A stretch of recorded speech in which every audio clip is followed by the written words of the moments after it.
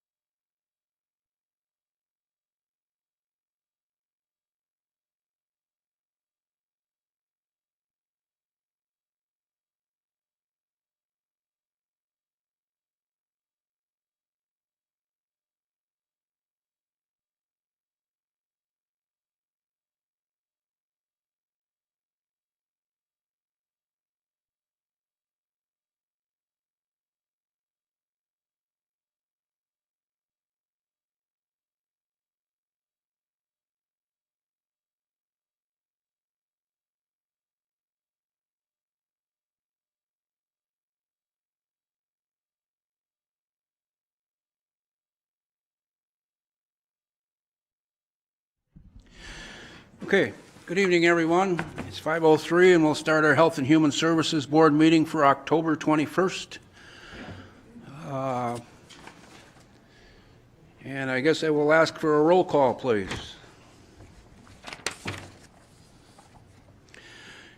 Colleen, can you guys or anybody that's zooming in, can you hear us? Yes. Okay, would you take the roll, please? Yep. Kathy Leaf. Present. Kara Koch. Present. Dave Osnes. Present. Scotty Ard. Present. Greg Telejohn. Present. Paulette Anderson. Present. Deb Lindeman. Here. Natasha Ward. Present. Paul McGinnis. Present. Okay, we have a quorum. Next on the agenda is approval of minutes. Any additions or corrections? I do have one, and I would like the roll call to reflect that Scotty Yard was excused. She's marked absent. She is excused.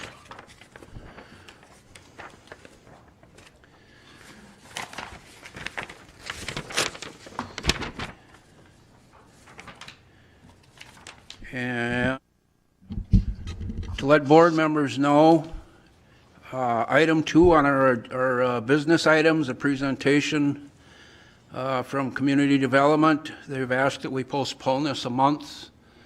There's been some issues that have risen, so we're not going to have that on there. So you mark that off your calendars right off the bat.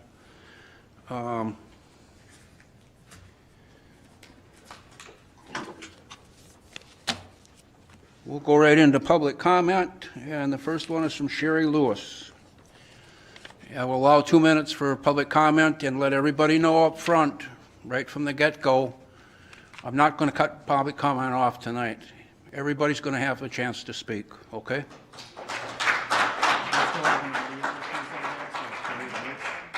Yeah.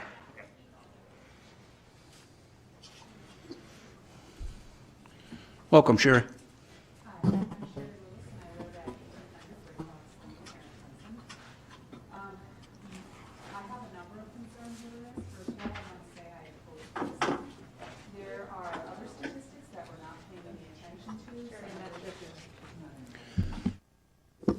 Some of which are the fact that since all of this started, okay, my name is Sherry Lewis and I live at 1800 Gray Fox Lane, and some of my concerns are, number one is we're not even looking at some of the other issues of things that are going on. Like, for example, we say that this is all about human safety and caring about others, but what about the fact that suicides have tripled since this has happened? We have seen more suicides, and unfortunately I didn't think of bringing the numbers with me tonight, but the numbers of suicides is much higher than any fatalities that we're seeing when we pull away the fact that there are a number of false positives that are being added to the list. There are plenty of people who have come back and said, I went to get tested because I thought I was exposed, I had to wait so long, I left, and then 2 weeks later I get a letter in the mail saying, I tested positive, and all I did was write my name down on the list.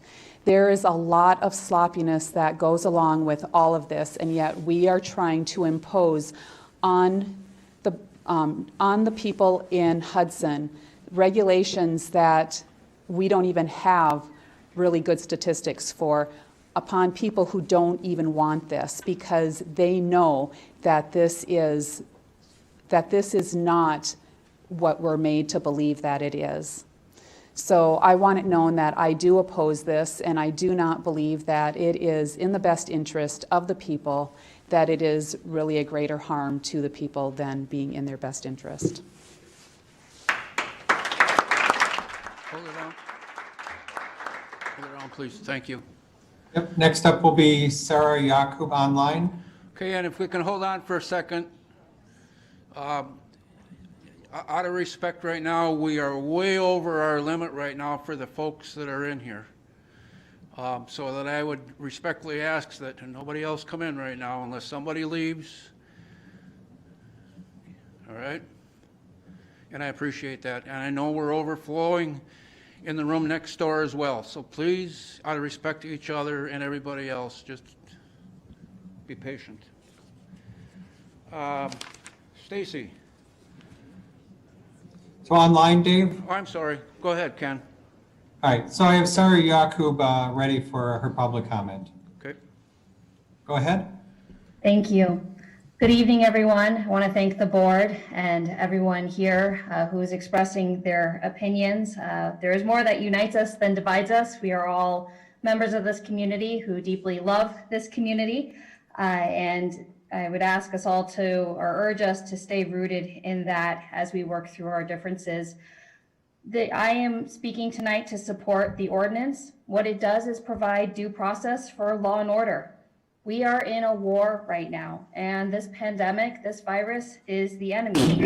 This ordinance is not new. We see this sort of law as the basis of law and order, of law enforcement, local law enforcement. And we have unelected persons empowered to help ensure law enforcement all the time. What that means is if there's an abuse of power, we have a system of checks and balances to make sure that anyone who's going rogue is taken care of, and that our rights are not infringed upon, and that we are looking out for the safety and well-being of our people.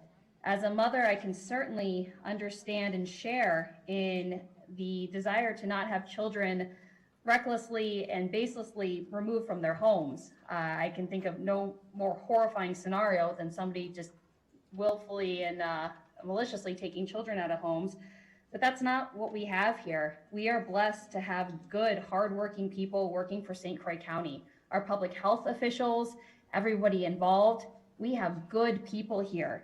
This pandemic is hurting our health, it's hurting our economy, so let's buckle down and defeat this thing for the good and the strength of our community. Thank you.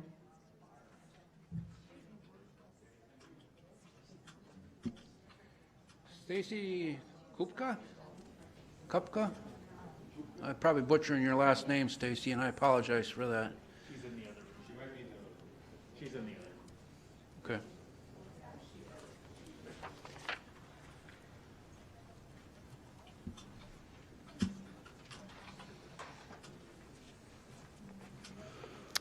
Good evening.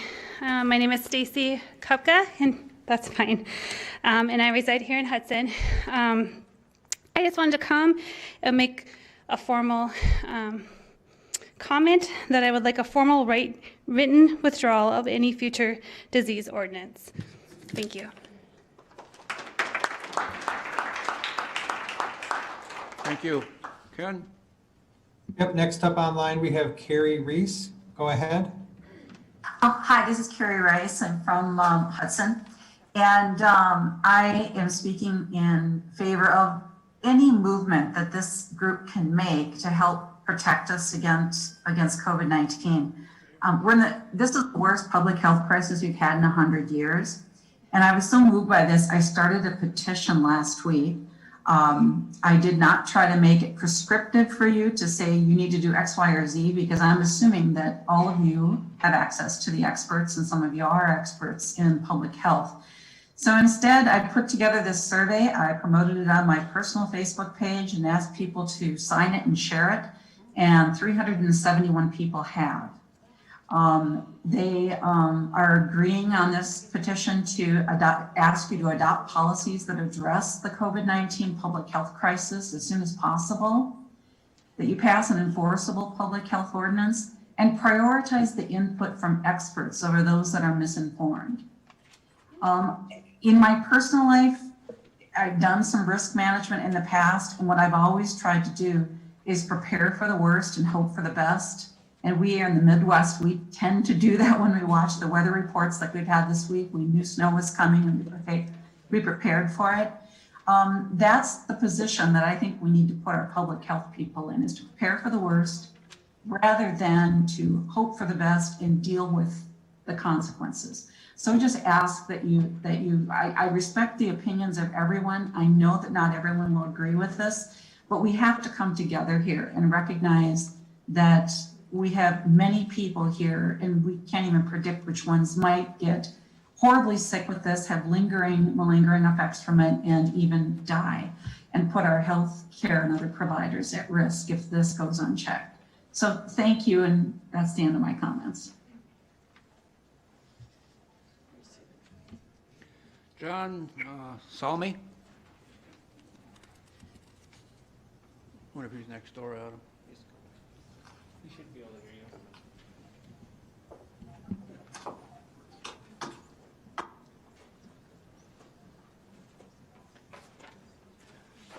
you. Good afternoon. I'm John Salmi. I live in Hudson. Thank you for letting us come and speak. I'm going to be short and sweet. I'm not a doctor, I'm not a scientist, but I am an engineer. Being an engineer makes me curious. Part of being an engineer is to solve problems. I look at things logically. I take input from many different sources and I make decisions on that input. Makes sense. What doesn't make sense to me is the way that we're reacting to the numbers. Okay? I'm a numbers guy, so I like to do this.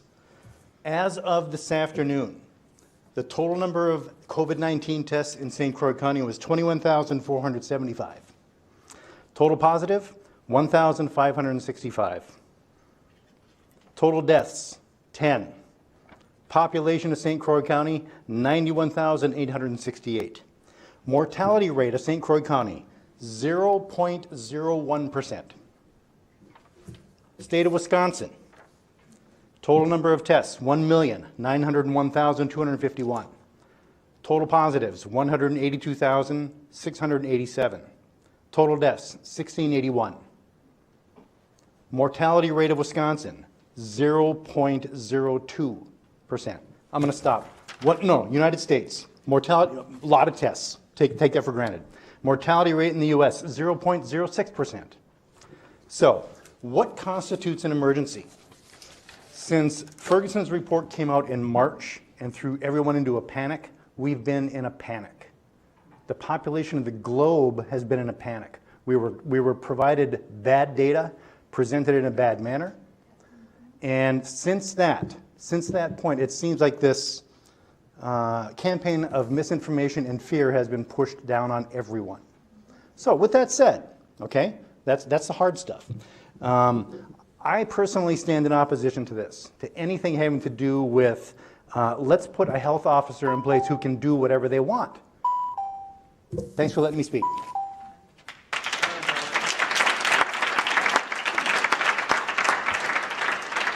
Go ahead, Ken. Next up, I have Celeste. Go ahead, Celeste. Hi, can you hear me? Yes, go ahead. My name is Celeste Cobra. I live in the town of Hudson. I support having public health matters handled by people with public health expertise who look at relevant public health data and do know how to make sense of the numbers when it comes to epidemics and medicine.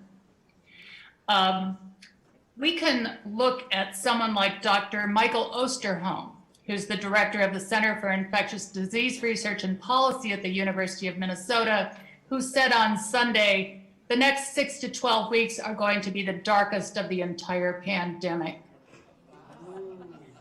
He said between now and the holidays, we will see numbers much, much larger than even the 67,000 to 75,000 daily cases that we're seeing now. In St. Croix County, if you want to look at numbers, you need to look at trends in those numbers when it comes to epidemiology. And since September 1st to October 19th, the cumulative number of people in St. Croix County who have been confirmed to have contracted COVID-19 has more than doubled. From 676 on September 1st to the number that the previous gentleman just mentioned, which is a little over 1,500. The number of people currently sick with COVID-19 over that same time period, the 6 weeks from September 1st to today, has quadrupled from about 147 people on from 151 people on September 1st to well over 600 now. You need to look at the epidemiological curve. It's sharply upward for St. Croix County. That means cases are spreading wider and at an increasingly fast rate in St. Croix County. Thank you. Things are going to get worse. Folks. Things are going to get worse. Ma'am, your time. Ma'am. I'm sorry. Would you please ask the crowd to be quiet so I can finish my remarks? Ma'am. Ladies and gentlemen, please, Ma'am, everyone needs to be respectful of everyone speaking. Please.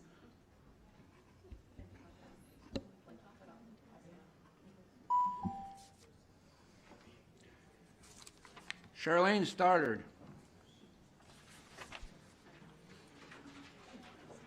And just a heads up to everybody, Charlene, before you start, if we have any more outbreaks, we're done with public comment.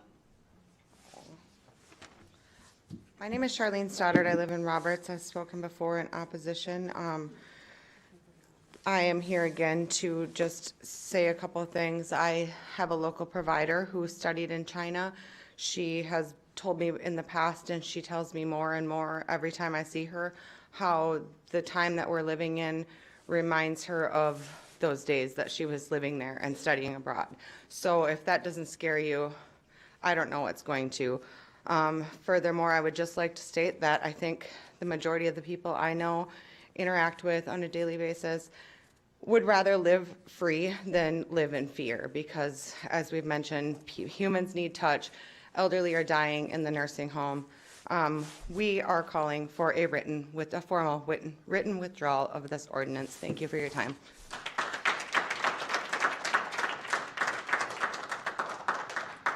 Go ahead, Ken. Kay Emerson.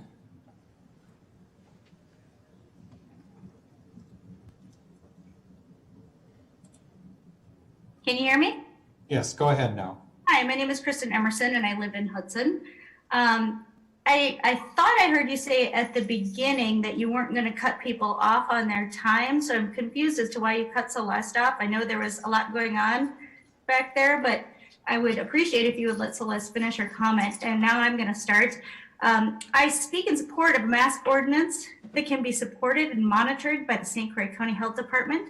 It is abundantly clear that the general public will not do the right thing in protecting our vulnerable populations, such as elderly and people with underlying health conditions. This last weekend, I had a very close encounter with a quite dangerous anti-masker.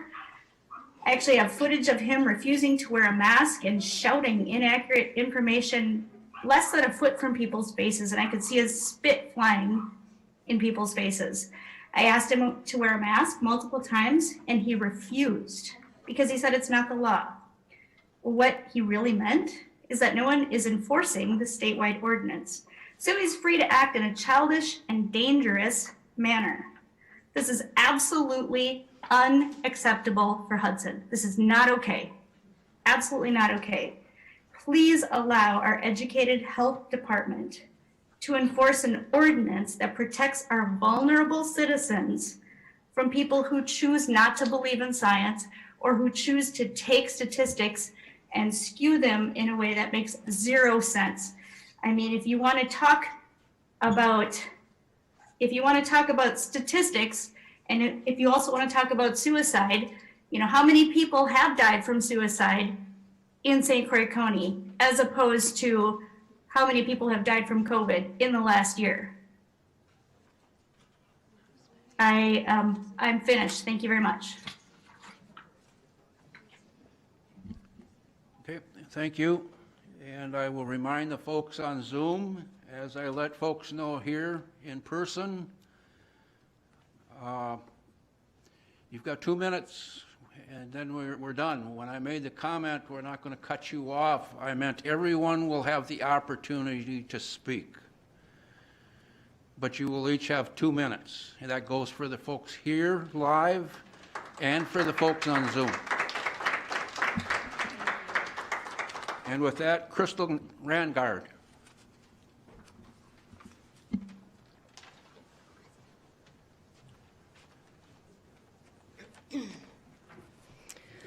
I'm Crystal Rangard. I live in Hudson, Wisconsin.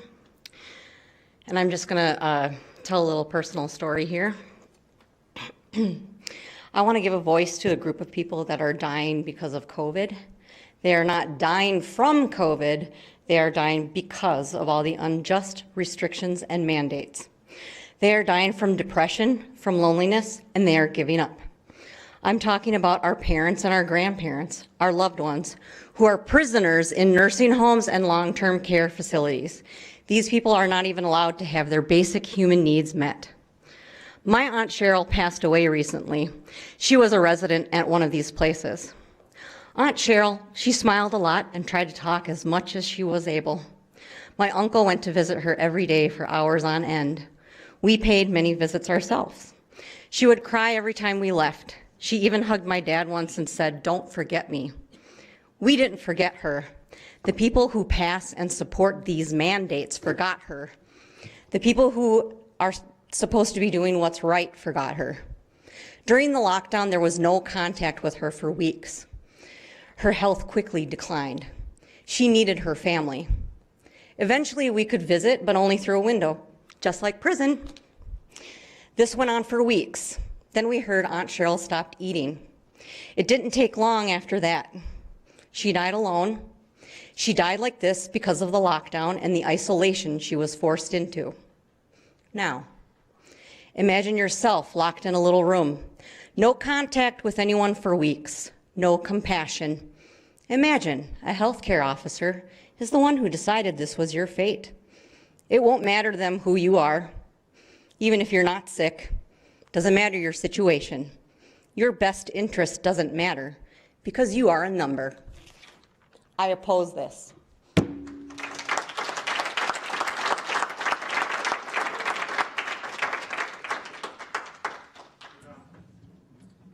I have Kelsey Janetsky up next.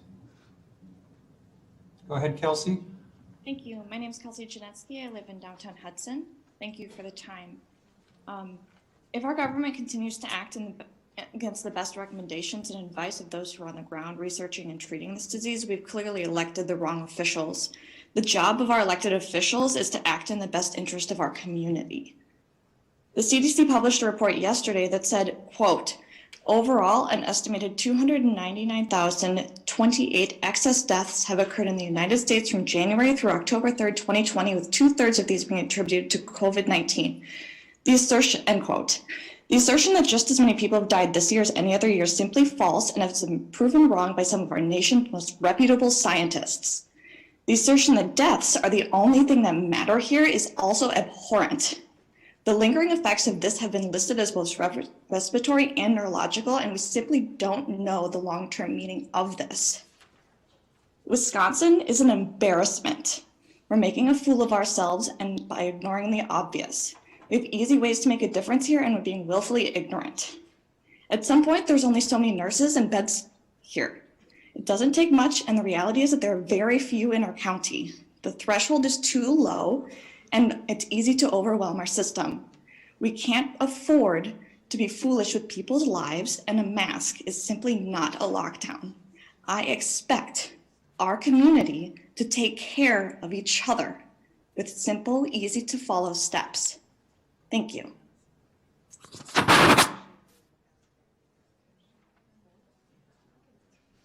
Jen Flanders.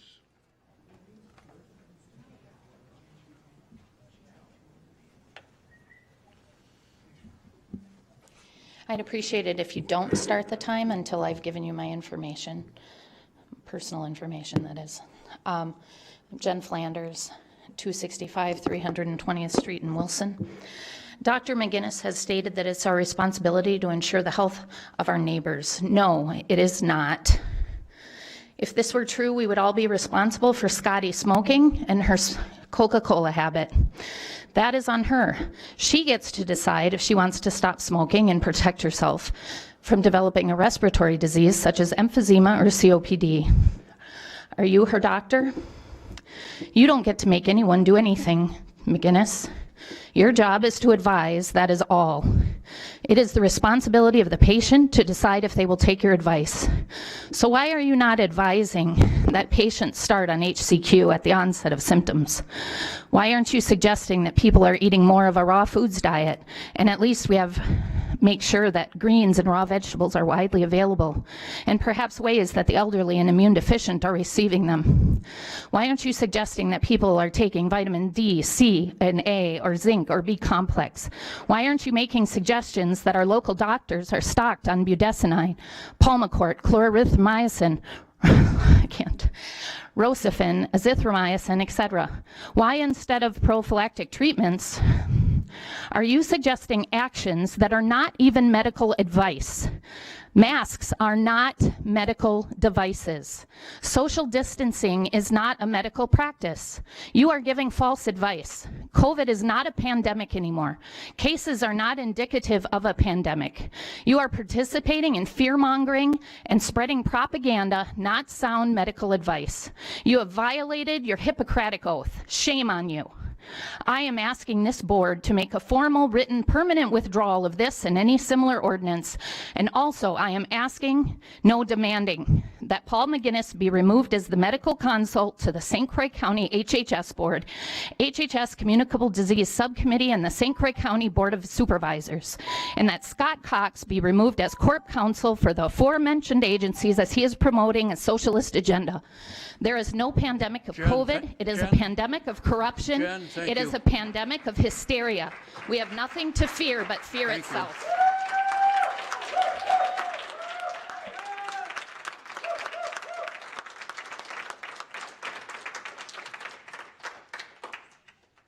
And again, the chair would please ask, just calm down. All right. Ma'am, please. Go ahead, Ken.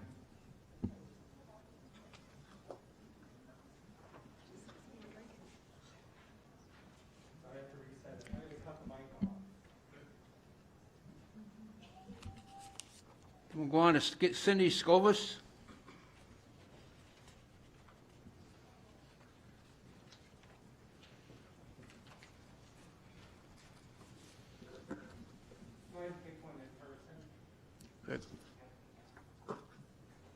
Hi, my name is Cindy Stockvis, and I live in the town of Hudson. I'm here to express overwhelming opposition to all parts of the COVID St. Croix County Health Ordinance as proposed. Mass health dictates without proper consent to collecting data, execution of arbitrary mandates with open-ended consequences by unelected officials to dictate unreasonable or unlawful mandates on residents is unconstitutional, and we say no. Facts on COVID. From the CDC on September 20th, only about 10%, now it's about 10,000 plus people died in the United States solely of COVID. All others compromising the 220,000 plus deaths had an average of 2.6 comorbidities, such as cancer patients, those in hospice, heart disease, COPD, advanced age, etc. Things such as mask wearing also have been shown to have harmful effects. They decrease the oxygen levels to where some people need supplementation. Wearing masks increases a person's viral and bacterial load as a person breathes in their own CO2. Physicians note in studies that children can develop neurological issues from wearing masks for extended periods of time. SARS-CoV has an overall recovery rate of 99.7% in the U.S., but our Wisconsin numbers aren't representing that. The real data accuracy is somewhat manipulated to perpetuate fear and compliance with mask mandates, etc. Dr. Scott Jensen in Chanhassen, Minnesota, who I used to go to, and a Minnesota state representative said on TV that hospitals, healthcare providers are receiving significant monetary reimbursement. Need I say more? Testing positive. A positive PCR test measures the viral.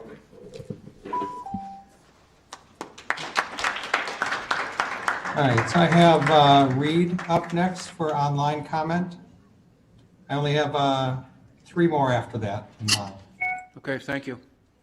Hi, my name is Reed Filiaccio, and I'm a citizen of Hudson, and I'm in favor of an ordinance. The opinions of doctors, virologists, epidemiologists, scientists, those are what matter here. The opinions of people with no background in science or public health or medicine do not matter in regards to issues of science and public health and medicine, and you know this. Are personal anecdotes really what you're going to base public health policy on? But are you actually just going to be intimidated when people scream socialist at you or trying to come up with the policy to protect your constituents? We all want this to be over, but it simply isn't going away unless you do something, and so far you haven't. Okay, if you're not persuaded by the public health side of it, how about the economy side? Things aren't going back to normal until we get this under control, and if St. Croix County refuses to do anything, this isn't going to be under control. Can we please just pass an ordinance and be done with this? Thank you. Robert, I'm going to butcher your last name. Cizik?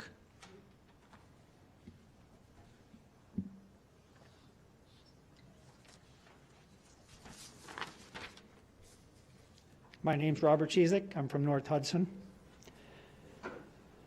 My comments tonight are, where's the evidence? Like the previous speaker, I'm an engineer, and I look at data.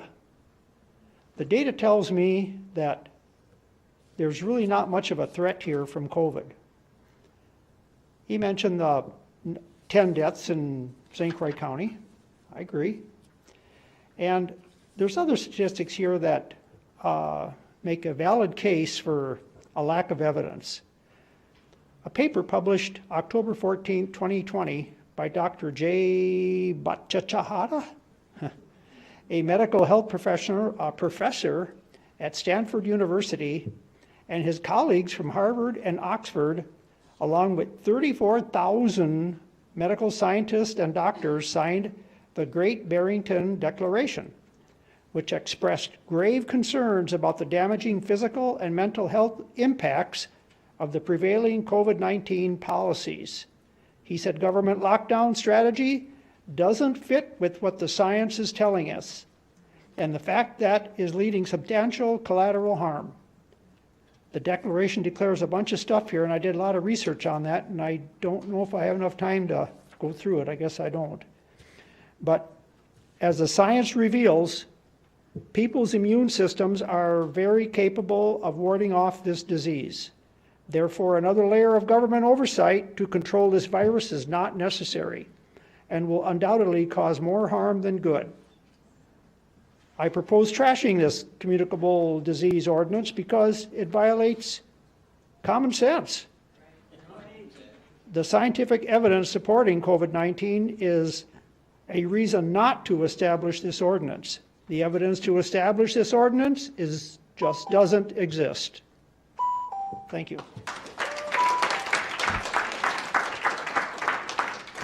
Go ahead, Ken. We have Rebecca Hagley.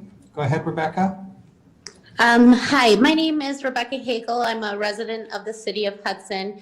I'd like to just take a moment in response to an earlier commenter and actually thank Dr. McGinnis for everything he's done. We're lucky to have him on this team. And it's just wildly crazy what was just said about him. So I feel compelled to say something. I'm in favor of this ordinance. I want to see the businesses be able to stay open. I don't want to head down the road of shutdown again. I want my family, friends, and neighbors to be healthy. And I'm tired of hearing that we're living in fear when in actuality we're living in reality. When all these other people screaming that we're living in fear are living in denial.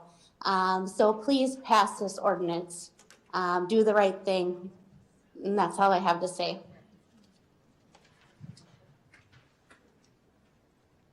Okay. Jerusha Betzold?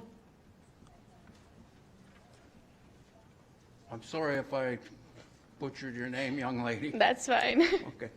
All right, good evening. My name is Jerusha Betzold and I live in Roberts. Please listen carefully to what I'm about to say because I'm the voice of the next generation. As a young, concerned citizen, I've been led to speak here at this meeting because of my devoted love for my country and the Constitution. Mr. Cox, our county's Corp Counsel, said on October 7th that sometimes constitutional rights have to be limited to protect people and to keep them from dying. Even though it admits this COVID outbreak that has taken the souls of many, the Constitution should never, I repeat, never, be limited, melded, or changed to fit your current wants or your current agenda.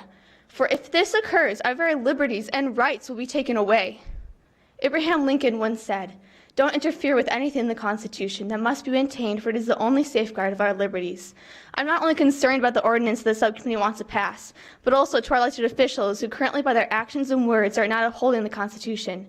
These very officials had to swear an oath that stated that they would defend the Constitution of the United States against all enemies, foreign and domestic, and that they would bear true faith and allegiance to the same. Why, may I ask, is the Constitution not being defended? Why is it not being supported? You swore to uphold the Constitution. Your actions are not going to go unnoticed by the people.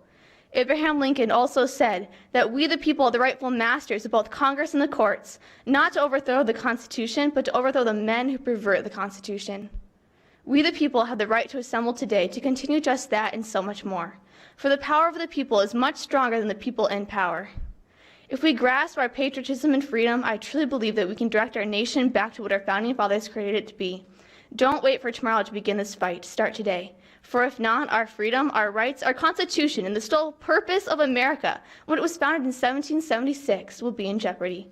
It will not only affect you, but also your children, my children, and the generations to come. Thank you, and God bless America.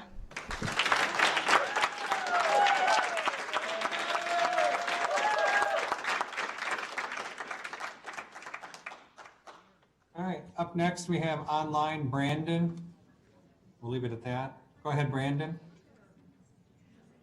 Hi, my name is Brandon Kozla. I live in Somerset. Just a short comment here. Not wearing a mask is not dangerous. If it was, close contact exclusions at school wouldn't exist since all of them are wearing masks. I do also call for the dismissal of any ordinance resembling the one recently tabled by the HHS.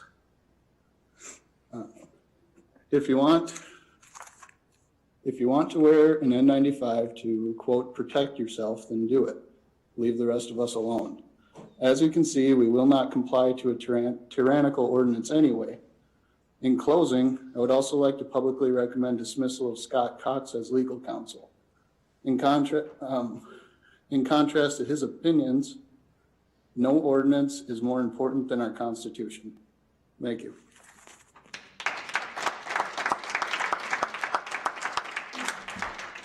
Darla Myers.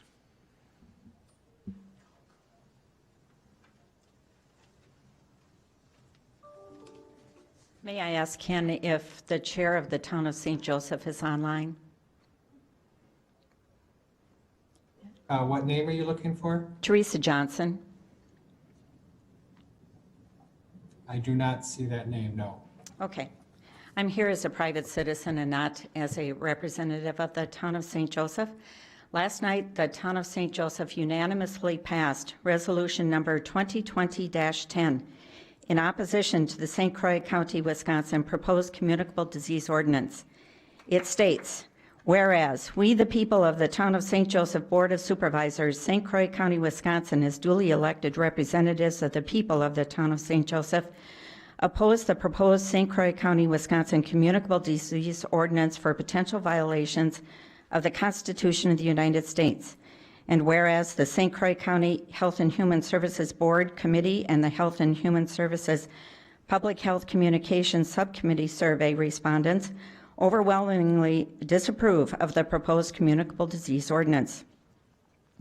And whereas the overwhelming majority of the speakers who offered citizens' comments and attended the Health and Human Services Public Health Communications Subcommittee Town Hall on October 7, 2020, spoke against the proposed communicable disease ordinance, including representatives on behalf of 48 families of the Amish community.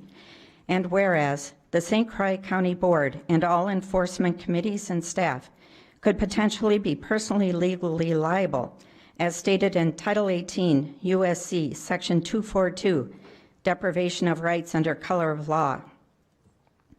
And whereas Section 1 of the 14th Amendment of the Constitution of the United States of America states, no state shall make or enforce any law which shall abridge the privileges or immunities of citizens of the United States, nor shall any state deprive any person of life, liberty, or property without due process of law, nor deny to any person within its jurisdiction the equal protection of the laws. And whereas the proposed communicable disease ordinance is drafted in a manner wherein an unelected county official not only has the opportunity, but is required to promptly take all measures necessary, up to and including potential violations of the constitutionally protected rights of the citizens of St. Croix County. Therefore, we, the people of the town of St. Joseph, do oppose and request the St. Croix County Health and Human Services Board Committee and the Health and Human Services Public Health Communications Subcommittee withdraw the proposed communicable disease ordinance. Now therefore be it resolved that the town of St. Joseph Board of Supervisors, St. Croix County, Wisconsin, hereby declare the town of St. Joseph, St. Croix County, Wisconsin, to be in opposition to the proposed St. Croix County Health and Human Services Communicable Disease Ordinance, adopted by the town of St. Joseph Board of Supervisors this 20th day of October, 2020. Thank you. Go ahead, Ken. Go ahead, Ken. Lee Slice, go ahead, Lee. Thank you. Lee Slice, I own a home in River Falls. I'm kind of amazed at the sentiment of people expressing about a communicable disease that kills 1% to 2%, and especially if you're over 65.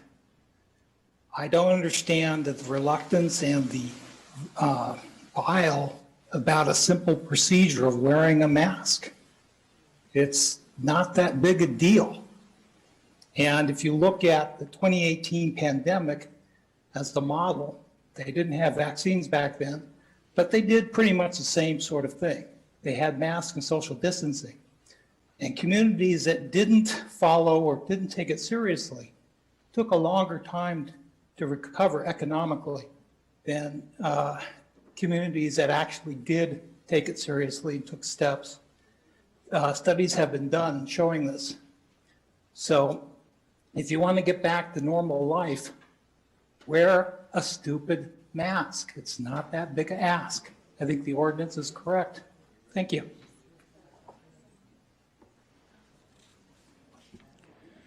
Sarah Bligan.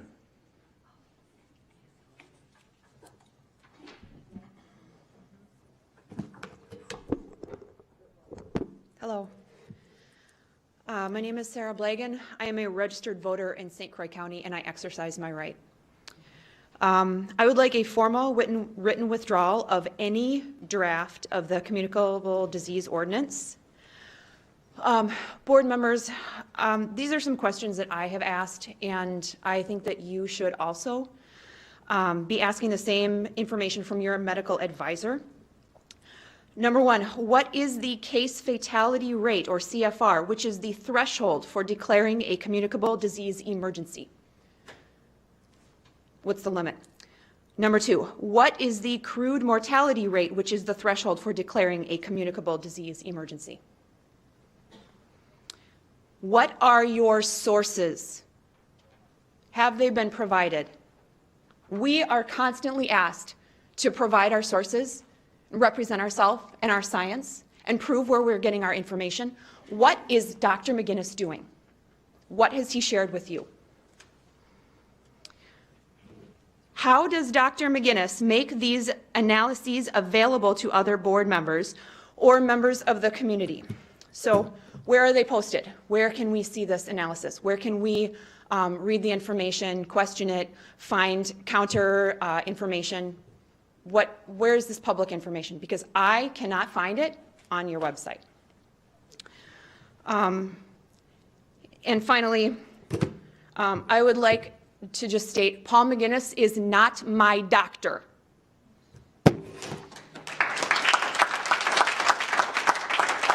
I do not have any more online, Mr. Chairman, at this moment. I will interrupt you in between a speaker if I do, but you can go ahead with the in-person comments that you have. Okay, thank you, Ken. Janet Kilson? Keeson? I don't know if she's next door, maybe?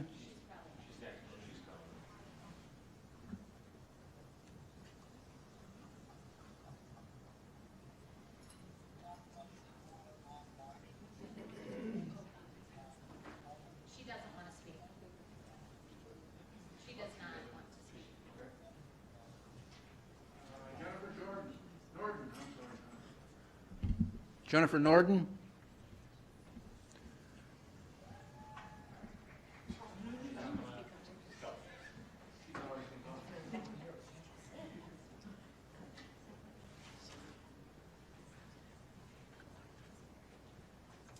After this one, Mr. Chairman, I'll have one more online. Okay, Ken, hold on. Good evening. My name is Jennifer Norden, and I live at 1008 8th Street in Hudson. I'm opposed to the public health ordinance.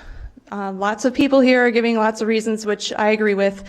So I'm just going to go in a little different direction here. There is an old proverb that says, tyrants are nothing without their subjects. Whatever happens with this ordinance, I want to remind the board that history is not kind to two groups of people, tyrants and cowards. These Zoom meetings from the very beginning are making it very difficult to take your expertise and guidance seriously when you are hiding out in your closets or your offices. I am a wellness practitioner, and I have had people breathing on me for the last 7 months. Okay? A lot of people here have jobs. Your job is to represent the people and to be in front of us, sharing our air. I don't understand why you're not facing us. If you're wondering why public trust in government seems to be quickly plummeting the last 7 months, it is due to the fact that we seem to be ruled rather than represented. Worse yet, we are being ruled by fearful officials on a screen who don't even trust the masks they want to demand everyone to wear. When times are hard, the people of St. Croix County support and take care of each other. We do that very well. We love each other and we have each other's backs. You all are also part of this community. If you insist on making yourselves enemies of the people, who do you expect to take care of you?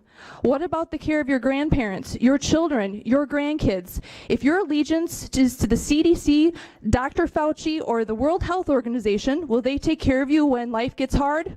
When a crisis really hits this county, which side will you be on? Choose carefully. History is not kind to tyrants who are also cowards.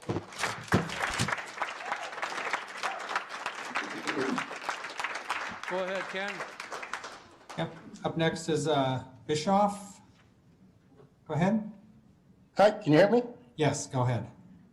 Hi, my name is Dr. Jeremy Bischoff. I'm a Hudson resident. I run a wellness clinic in Woodbury, Minnesota, and I'm raising a wonderful family with 3 awesome children in St. Croix County.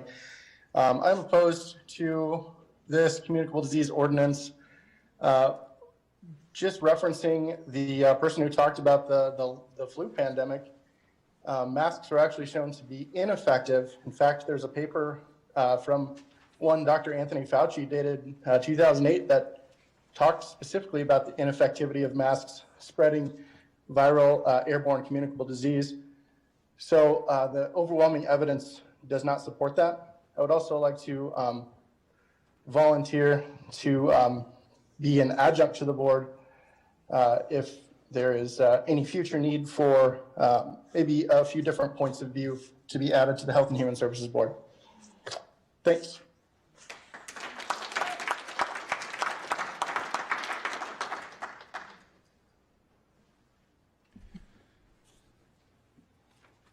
Paul Horsley.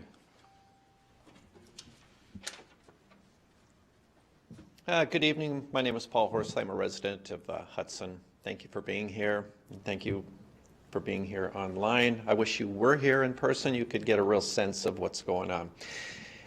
It seems to be a repeated scenario where there's a lot of you still not showing up in person, and you're missing out on a lot of interaction.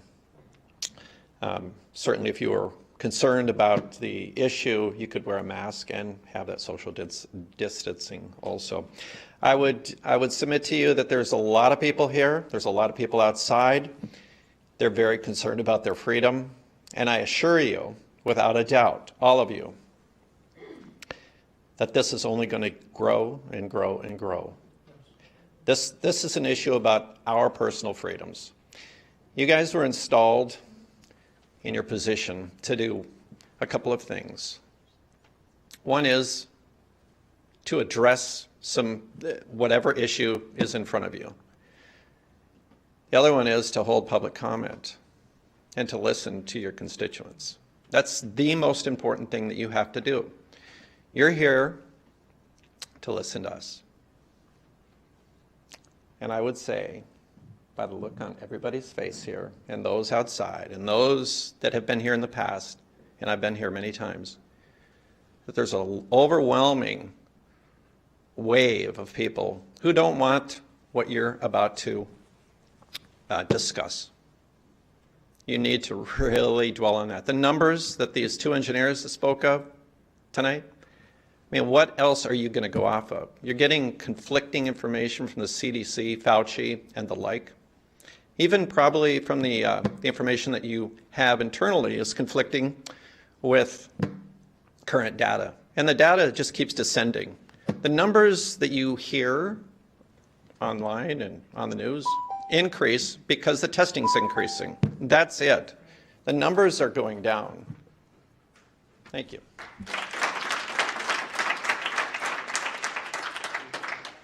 Jessica Klatt. Oh, I had one online. Okay, that'll be up next, Ken. All righty. Hi, I'm Jessica Klatt from Hammond, Wisconsin. Thank you guys for being here tonight. I want to start by saying it's the burden of our government to prove to us that we're in fact in an emergency situation regarding COVID-19. This is not the burden of us out here to prove to you that we're not. We, the people, are becoming more educated daily, as our freedom is worth the time, effort, and energy we expend to ensure that if it's lost with a reason big enough to substantiate something so impactful to our daily lives. At this time, no ordinance is on the table, I understand, but we're asking for a formal written withdrawal, considering the following. Hospitals are nowhere near overburdened by COVID-19, and if they were, elective surgeries would cease. My own father had a knee replacement today. Deaths within the county are not explained enough to justify the means of things that have been proposed. I also want to say the ordinance that was recently proposed was drafted by our Corporation Counsel, Scott Cox, and under 4107, it noted that the Office of Corporation Counsel should be responsible for all cases where a court-imposed forfeiture and/or injunction is being sought. This seems unusual, and it seems like a conflict of interest. The definition that a corporation counsel's duties include most types of civil law involving the county. The Corporation Counsel does not handle criminal matters, traffic, or general ordinance violations. Those areas and the juvenile criminal matters are handled by the district attorney's office. I want to know why the ordinance was drafted by Scott Cox, and also the cases would be handled by him and his office. Again, I will pressure you going forward, make a complete written withdrawal of any communicable disease ordinance, or prove without a shadow of a doubt that the ends justifies the means. Thank you.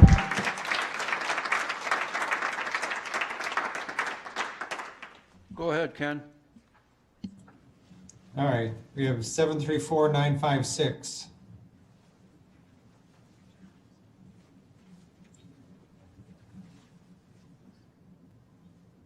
They're in the room. Go ahead and unmute yourself. State your name and address, please.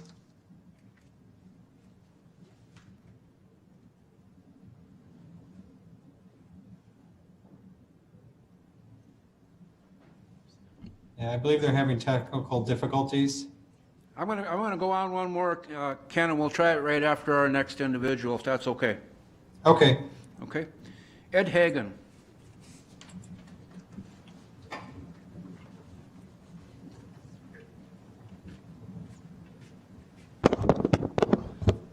Good evening. My name is Dr. Hagan, and I'm a board-certified obstetrician gynecologist and also boarded in integrative medicine and work here in Hudson, Wisconsin. I'm not a lawyer, I'm not a politician, and my views tonight are not political. And I'm here to state my opposition to the Communicable Disease Ordinance and to mask ordinances. In reading the science on COVID, nothing is clear. They say wear a mask, don't wear a mask. Wear a mask, protect yourself. That didn't work, so they say wear a mask to protect other people, which is just fear tactics. If we put a whole room of COVID experts, a whole bunch of COVID experts in one room, they would have a whole bunch of different opinions. There's no pure science on this. And as a physician, it's my job to learn how to interpret the science. I analyze it, I look at the data, and then I apply that to my patients. But it's my patient's choice on what they do with that information. I'm just an educator. I would be overstepping my boundaries if I mandated what patients do with their health care. And I feel that's true with the government also. The government's job is to obtain the information, release the information, and let the people decide what to do with it. I believe that individuals are more qualified than public servants to weigh the risks and benefits of their own health. Although government plays a role in preventing the spread of infectious disease, they need to just distribute the information. We are responsible for our own health. It's not incumbent upon the government officials to direct individual health decisions, and granting you this power, in my opinion, is dangerous. Public officials should not institute mandates or ordinances for this purpose. Mandates and ordinances only perpetuate the idea that we as individuals cannot do this for ourselves. Health is a personal right and a responsibility. It's not something that we should look to the government to bestow on us or guarantee. And I just want to say there's been a lot of good speakers up here talking about the numbers of COVID-19. you know, the death rates, and I try to be positive to my patients. I mean, I don't tell them. All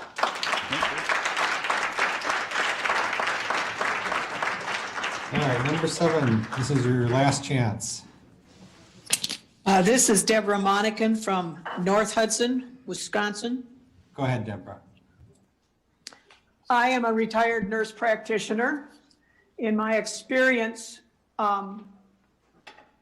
working with infectious disorders that have occurred with my clients, as well as my responsibilities as an employee, whether it was tuberculosis or AIDS or anything else, a person had to be screened in order to come into the public eye. And this is where I have some of the biggest issues, is that people may or may not be walking around with the disease and exposing other people. Now, everybody has individual rights, but you also have responsibilities. And if you do not take on those responsibilities, then you are not being safe with your rights.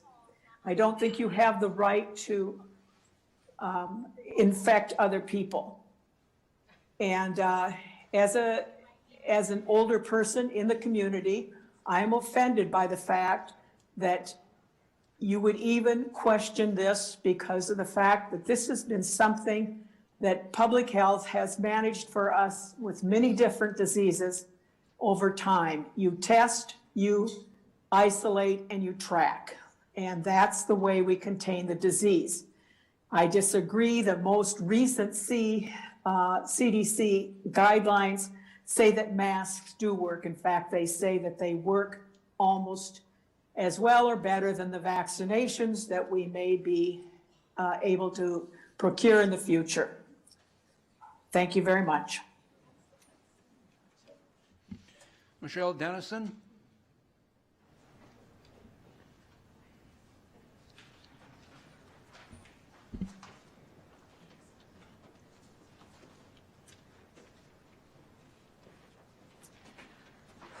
Michelle Dennison, Hudson, Wisconsin. In our county, hospitalizations and deaths remain low, yet COVID case numbers are still causing fear and potentially affecting policy decisions in our county. We are testing far more people than ever before, so of course cases will rise. People are staying home because someone in their household was not confirmed with COVID, but merely exposed to someone who tested positive for COVID. These positive tests may lead to loss of work, separation from family, and unnecessary psychological distress. With a positive test, people can't go to work, see loved ones, and lose their freedom for 2 weeks. This is devastating financially to people who are forced to self-isolate, not to mention the domino effect the contact tracing in probable cases causes. The inventor of the PCR test specified that this test was not to be used as a diagnostic tool to test viruses. The tests used have an extremely high false positive rate. More than 90% of people testing positive for COVID are not contagious. For example, one employer stated that 3 of his employees tested PCR positive. He got them a private blood test and they found not a single trace of COVID, nothing. The bits of genetic material whose amount is being amplified are not viruses. The PCR test doesn't detect live viruses.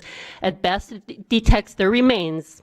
Nothing about the PCR test itself will tell you if there was actually any live virus in the original sample. The CDC didn't just have extreme difficulty finding any live virus in samples whose cycle threshold was above 33. They were unable to find any. They were often unable to find any live virus, even in samples with lower cycle thresholds. Yet labs are using cycle thresholds as high as 40 amplification cycles or more. According to available research, positive PCR test results appear to never be very reliable, regardless of how few amplification cycles are used. In closing, please save us all time and withdraw the ordinance in writing. Thank you. Next up is Nancy Christensen online. Go ahead, Nancy.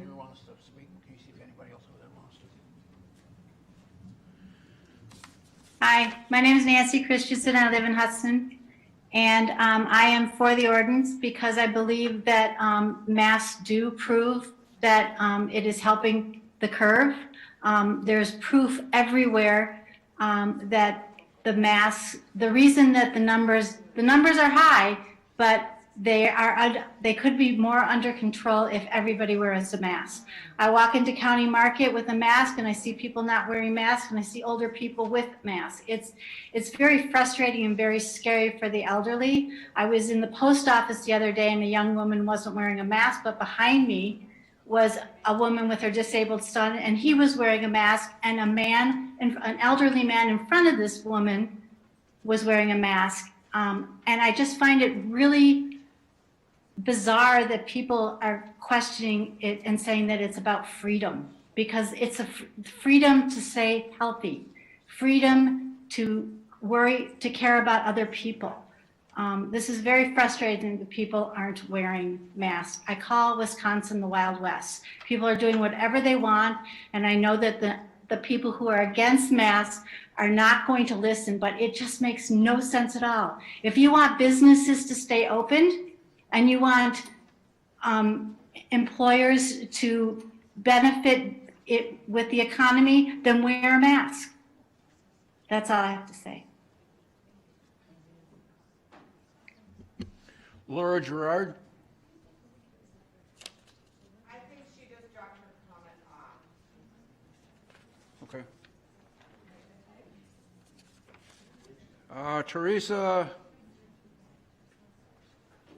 Teresa R. The last name's scribbled, Teresa. I don't know how to pronounce your last name, and I apologize.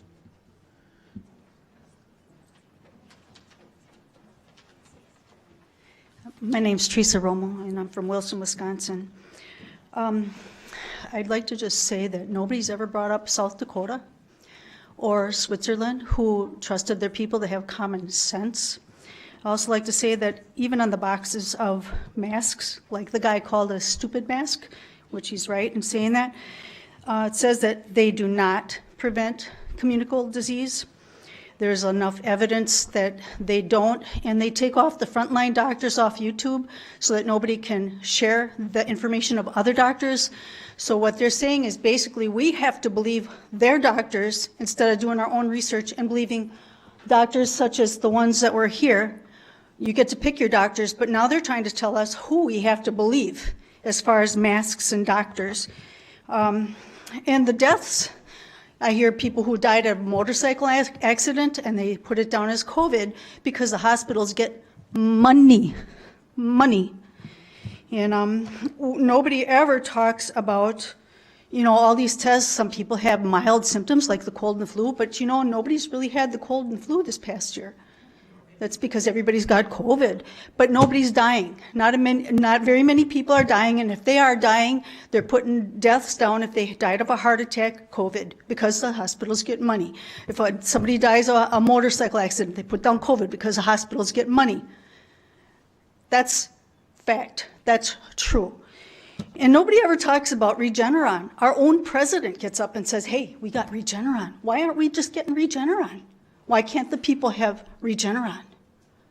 How come nobody says anything about the fact that he had it? He's an older man. He got over it. Why can't we have Regeneron or hydroxychloroquine? That's what I'd like to know. If you really care about the people, give us what works. And we'll be over with this in 3 days. If people have symptoms, I know people who've gone for, okay.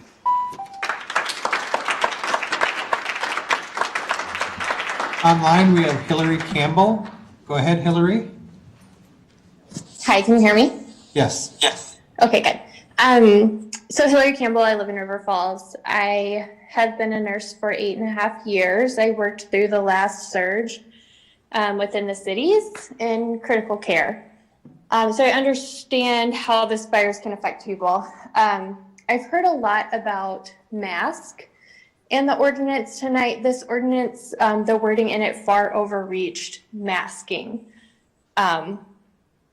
It did a whole lot more than just address masking, and I think far overreached and tried to take away our freedoms. One of the public health officials on October 7th said that they already possess all of this power.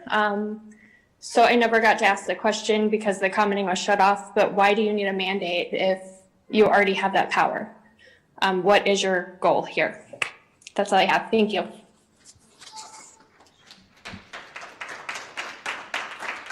Beth Weiskopf?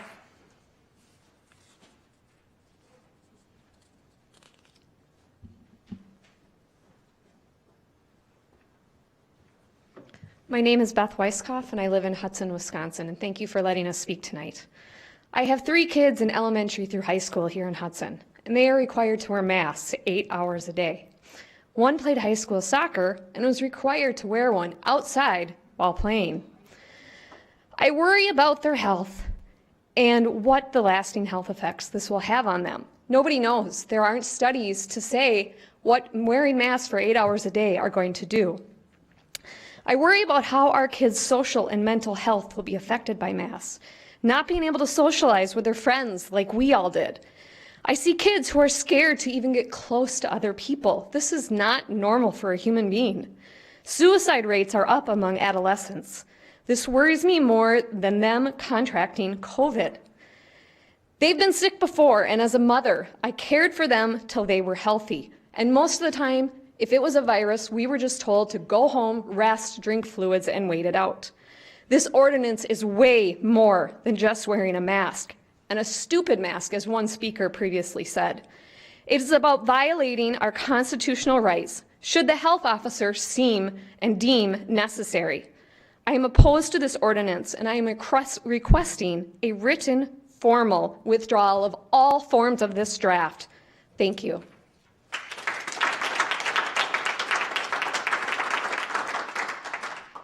Ken, did you Online, we have Addison. Go ahead, Addison.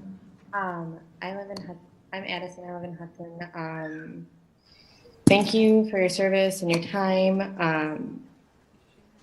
I just wanted to say that I'm in favor of the ordinance, mostly for the economy. If you're not going to, we're losing business in Hudson because not everybody feels comfortable with the safety measures in St. Croix County. It's my understanding that the county helped disperse money via the small business loans, which is great. However, it doesn't appear that we're getting any more federal or state money, and I would really like businesses to stay open as well as people to not have hours cut due to COVID. It's also very concerning that there's very, very little being considered in most comments about the piece with freedom, that I'm going to doubt that people are respecting businesses' freedom to have people wear masks. Furthermore, as far as the seriousness of the disease, there's more than just death on the table. And then if not a mask, then what are you going to do to make sure that we get this under control besides spend hours at meetings? That's all that I have to say.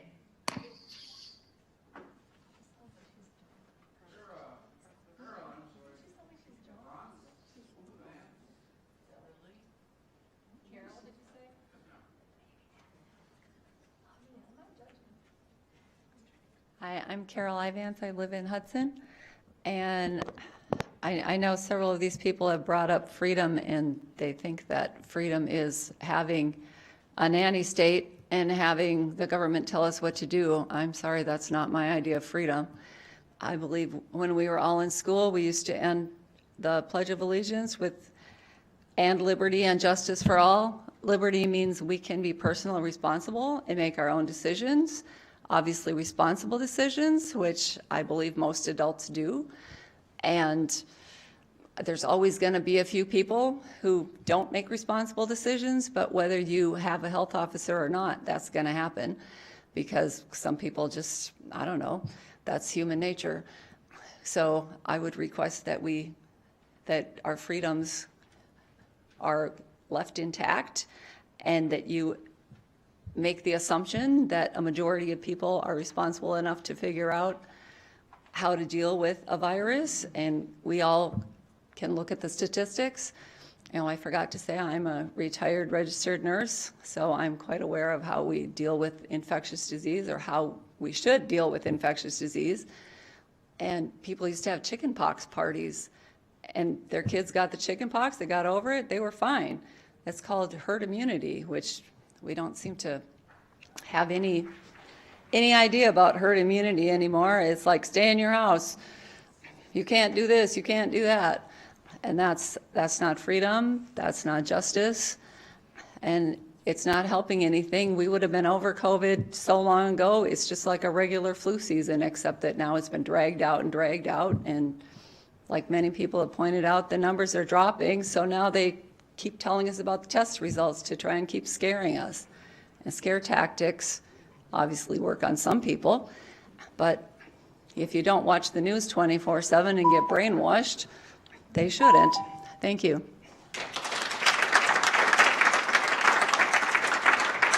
You're up again in person, Chairman Osnes.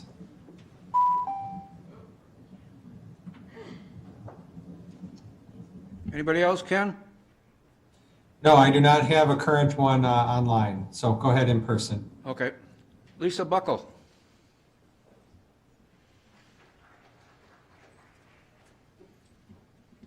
She crossed the hall, perhaps? Okay.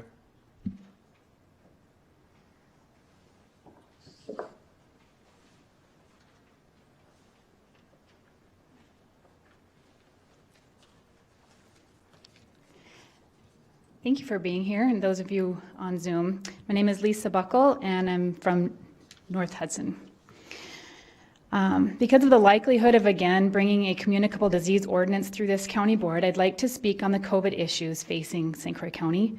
Though the COVID death rate continues to prove to be low in respect to other causes of death in the U.S., I do hear quite often the concern that even though people survive COVID, they end up with lasting effects such as lung issues. I've also seen this stated on Dr. McGinnis's comments on various Facebook threads. This is being used as one of the reasons for government large and small to step in, issuing demands, rules, and mandates in the name of safety. Approximately 6 years ago, our family of six had a flu-like illness, which left my husband with compromised lungs.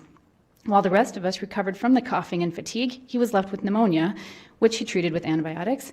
But every winter following that, for about 4 years, this would flare up with the onset of a cold or flu-like illness. He used antibiotics once more, which took care of the acute portion of the illness, but even when healthy, he still noticed decreased lung function, such as getting winded more easily than he used to. At this point, should we have demanded that our government step in and force all of St. Croix County to stay home or mask up so that no one else got the flu? Why didn't my husband's doctor force quarantine him? I found it mildly distressing that a man in his late 30s would have to struggle with this issue each winter. So our family took care of ourselves.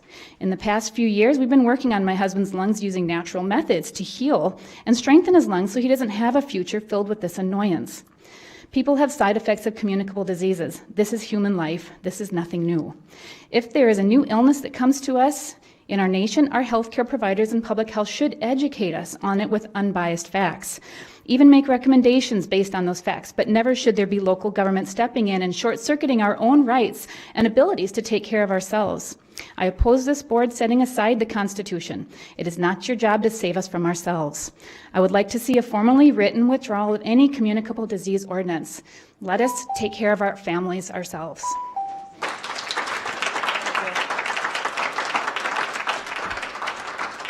Charles. I have one more online, Chairman. Okay, go ahead. It's Carrie Kennedy. Go ahead.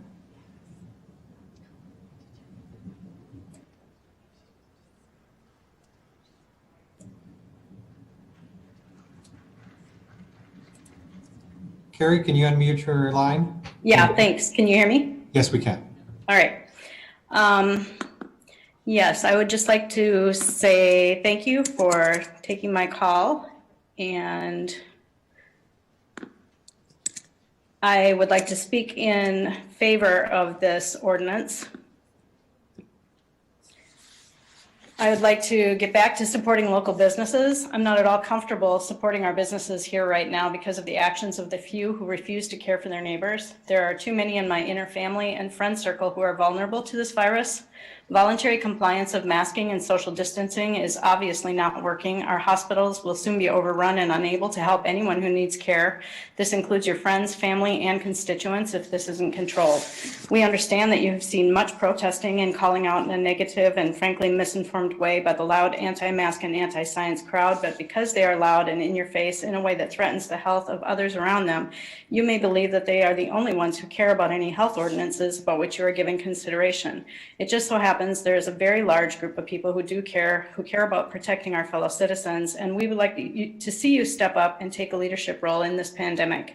Please prioritize the information coming from your county health department. Please prioritize the health of the people of this county and put this on the agenda soon. Thank you.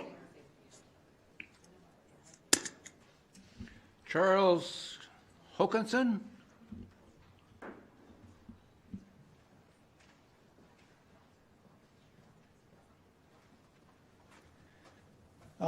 Thank you for this opportunity to be able to speak to you. I'm Charles Hokanson. I am from the New Richmond area. I represent my family and friends, and I am diametrically opposed to this ordinance. It doesn't smack of communism. It is communism. I was watching television in 1987 when people were escaping from the former Soviet Union, trying to get their freedom. Speak to anyone in this country who's come from a communist, socialist country, and they will be completely opposed to such a thing. They came here because they wanted freedoms. I, for one, don't want to lose them.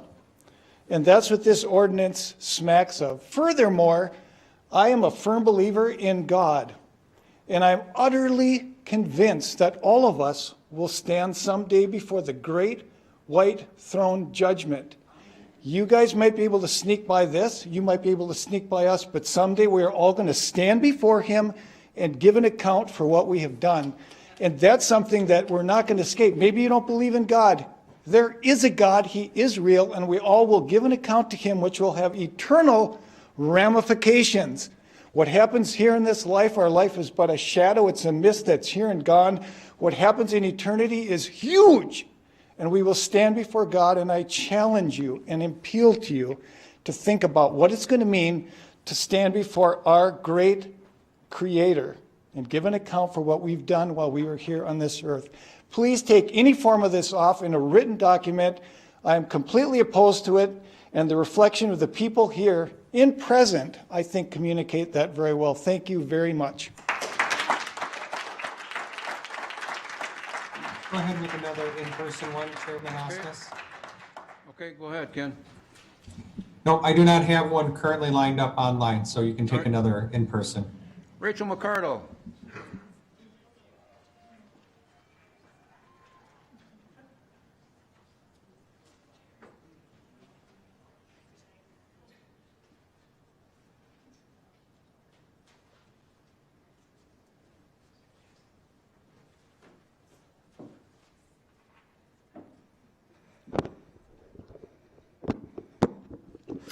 Good evening. My name is Rachel McCardle, and I live in Hudson, Wisconsin.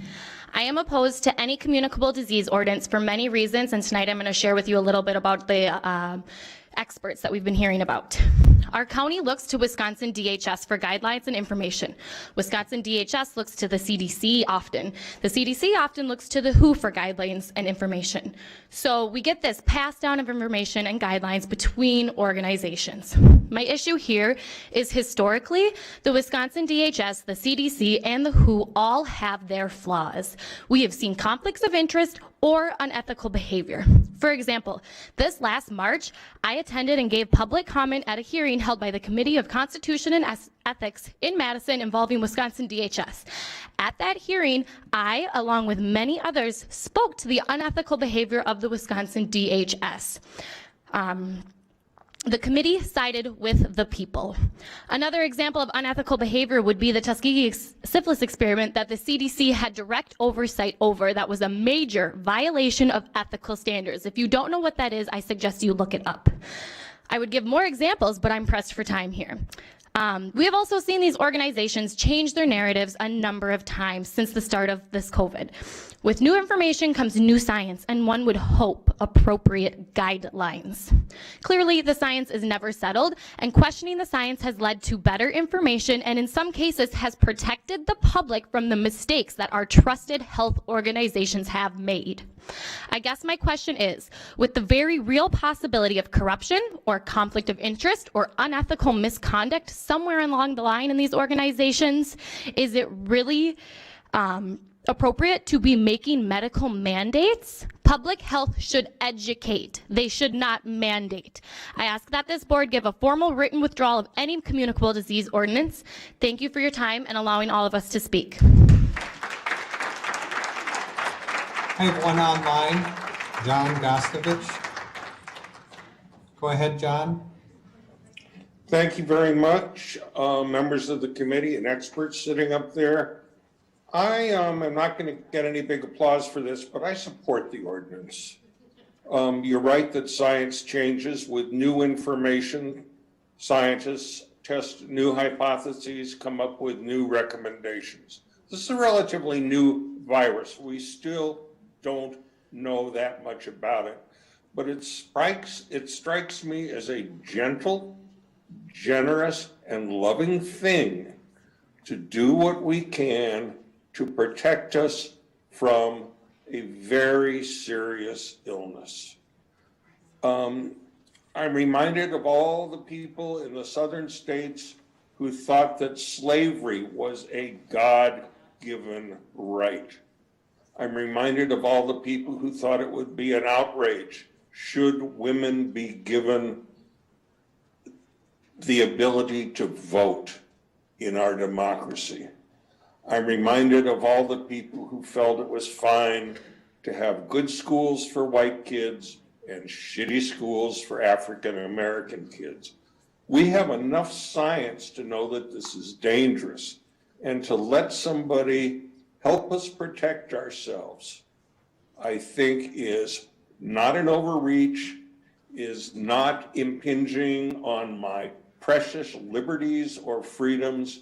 And I urge you to stand up to the bullies and the misinformation and the crowd who thrives on YouTube, Fox News, and God knows what. Respect science and respect your oath of office and do what you can to protect us.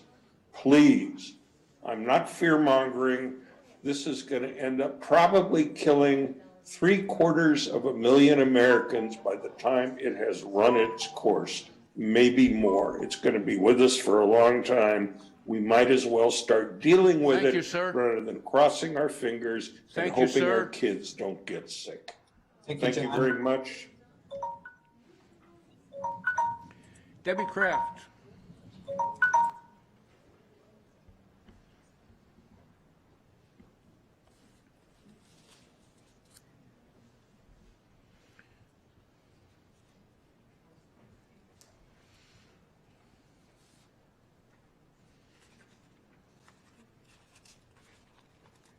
Good evening. My name is Debbie Kraft. I live in Roberts. Thank you for listening to us tonight. I'm actually pretty pleased to go after that last speaker because my question is, when are you, as this committee, going to stop creating the illusion that you can protect these frightened people? You cannot stop a virus. You can't stop the spread of it. And saying that is a blatant lie.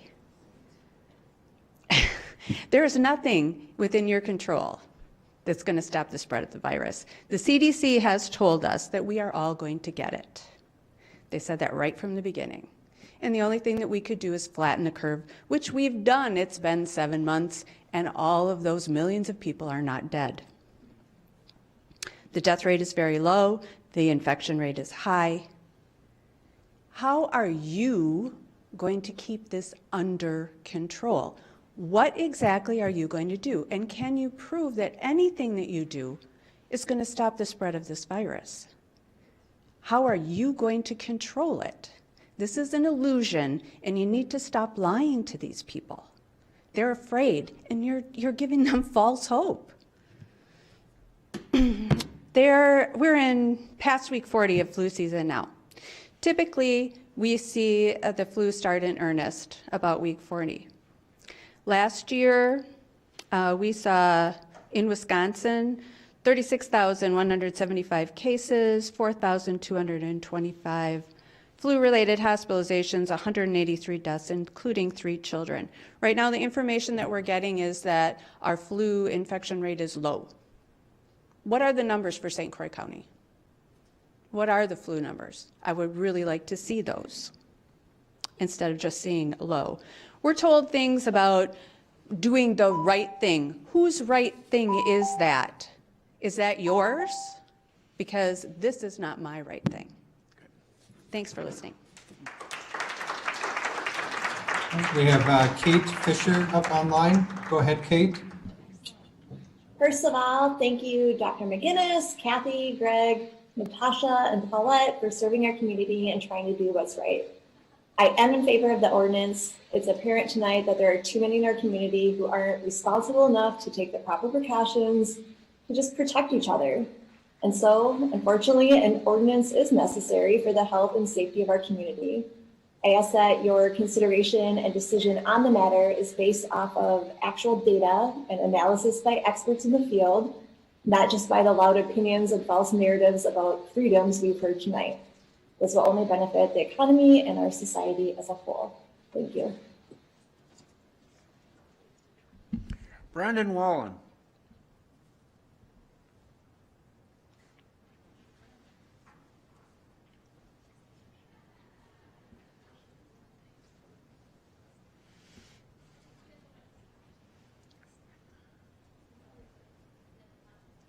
Brandon, are you across the hall and coming in? He does not want to speak.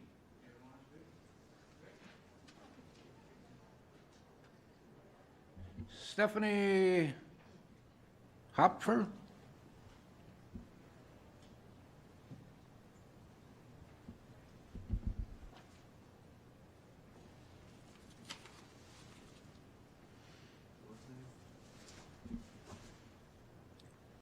Stephanie, would you like to speak? You're across the hall. Second call.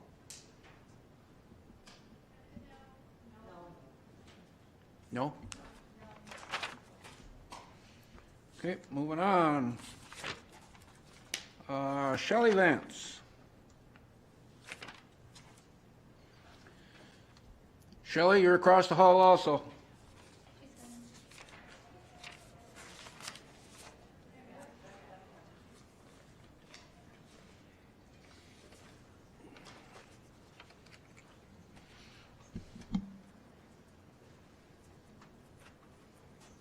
Hi, good evening. Thank you for listening to all of us. My name is Shelley Vance. I live at 1024 6th Street in Hudson, Wisconsin. I'm also here in opposition of the ordinance, and I request that you have a formal written agreement to just drop it. We've all been here since August, and we're really tired. I mostly want to speak for my kids. I have a 10-year-old and a 4-year-old, and they're both home this year from school. They are really struggling with all the mandates, the masks and the social distancing and the chemicals and everything that's going on at school, as I'm sure you all know. I'm speaking for them because they can't be here to speak. Just hoping that we can end this soon and not give more power to the government and listen to us as parents. Most of us here are capable of making decisions for our family and our kids, and would just like to leave that to us and not the government. So thank you so much for your time. Go ahead, in-person Chair Osnes. I do not have a current hand raised in the online. Okay. Krista Coleman.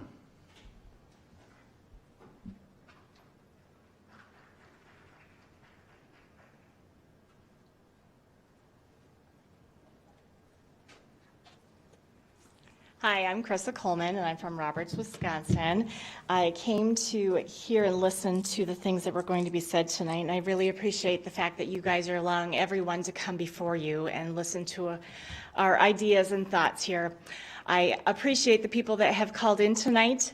I do want to say, for those of us that are sitting here and those that are calling in, we are all on the same page that we do not want people to die from this virus.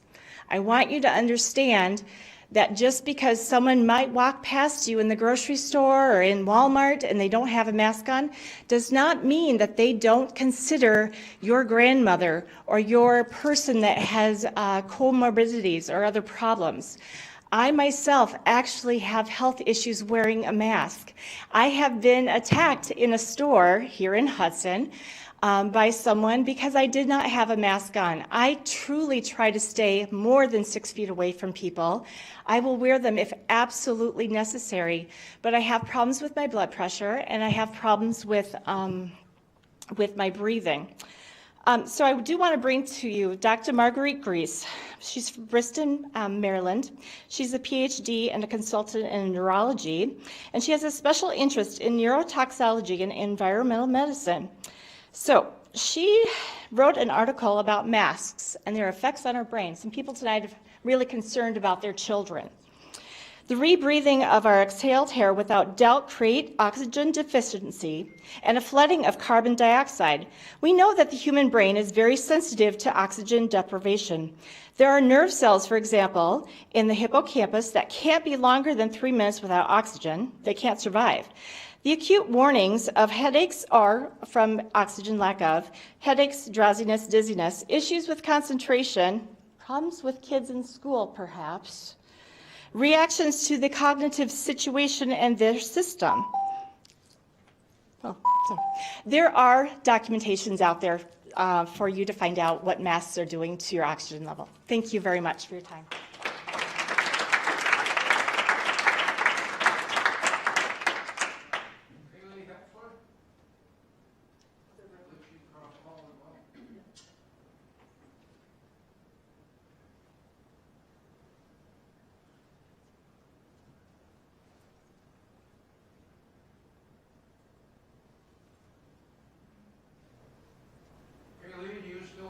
Better turn my microphone on. Sorry about that.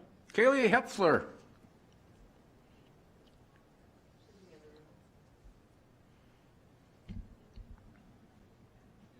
No? Okay.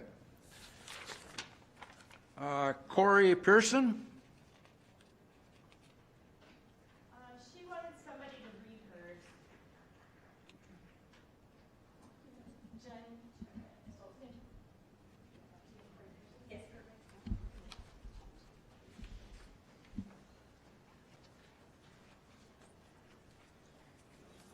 Hello, thank you. My name is Nikki Robbins, but I'm reading for Corey Pearson, who had to leave. I have many questions and concerns about this ordinance. I've read the FAQ online. I have attended meetings in person and over Zoom in relation to this ordinance. I've emailed members a few times with my questions, and none of them have been answered or replied to. I want to know why no response. I've talked to many whose phone calls or emails go unanswered. Sorry. Where can I go and who can I talk to get my and others' questions answered? I oppose this proposed ordinance. Thank you.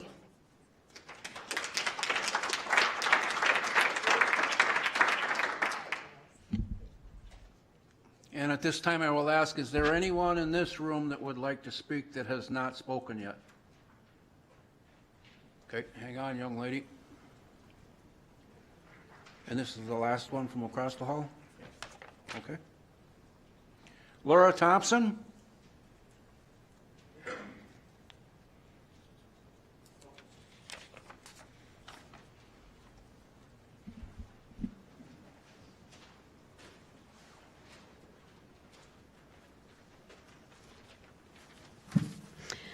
Thank you for listening to our comments. As a great president once said, freedom is never more than one generation away from extinction. We didn't pass it to our children in the bloodstream. It must be fought for, protected, and handed on to them for them to do the same. There really isn't anything I can say that hasn't already been spoken by so many others. We are asking for our voices to be heard. We are asking for this health ordinance to be completely dismissed. When it comes to this virus, when will we have had enough? We are going into 8 months of this, 8 months of pushing an agenda of fear. But the side of this that nobody wants to talk about is the suicide, anxiety, depression, and loneliness are at an all-time high. When does the solution for this virus become worse than the virus itself? Who do we, the people, want to make important decisions for us and our families? The government? I think most people would agree that we, the people alone, know what's best for ourselves and our loved ones. We don't need or want the government overstepping their bounds like they already have in so many circumstances. As Thomas Jefferson once said, when the people fear the government, there is tyranny. When the government fears the people, there is liberty. Please withdraw any and all forms of this ordinance. Thank you.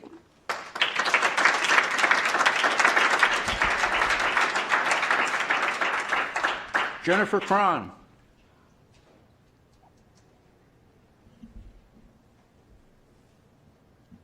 And I believe Jennifer is across the hall as well. Jennifer?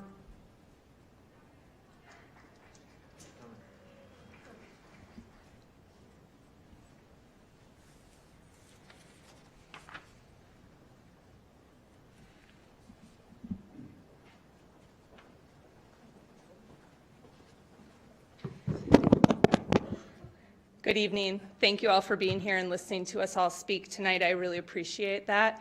My name is Jennifer Crone. I'm from Hudson, Wisconsin. I've spoken with quite a few nurses and medical doctors over the past week from the Twin Cities area, and many of them have said that their ICU units are not full. I encourage the board to reach out and talk to some of these medical professionals that are in these bigger hospitals. They said that they were fuller in May than they are now. So I think this is something that we need to look at. So I also want to ask you a question. Who are the experts? Who are we listening to? Where is the actual research? And where is this coming from? Because when we look at this, we don't have enough sampling of data to determine the actual research and what's happening in reality versus what experts are maybe thinking potentially hypothetically. We haven't had time to determine that. I also want to ask you, at what point in this ordinance, when does it end? When is the end date? Because that's something that's really important to a lot of us that are speaking tonight. For us looking at it, there is no end date. And that's something that's really important that we need to determine. I've also heard from numerous people that their kids are really amped up, they're getting more headaches, their sensory issues are increasing, we're having more jaw pain, the anxiety is increasing. I'm seeing this in patients. I also know of an elderly person in the area that was starving themselves to death and did end up dying of starvation because they thought the world was coming to an end because they were not allowed to see their family. So this is a big deal, and it expands more than you guys are thinking. And it's really important to consider this when you're making this determination. I would encourage you to remove this officially long term. Thank you.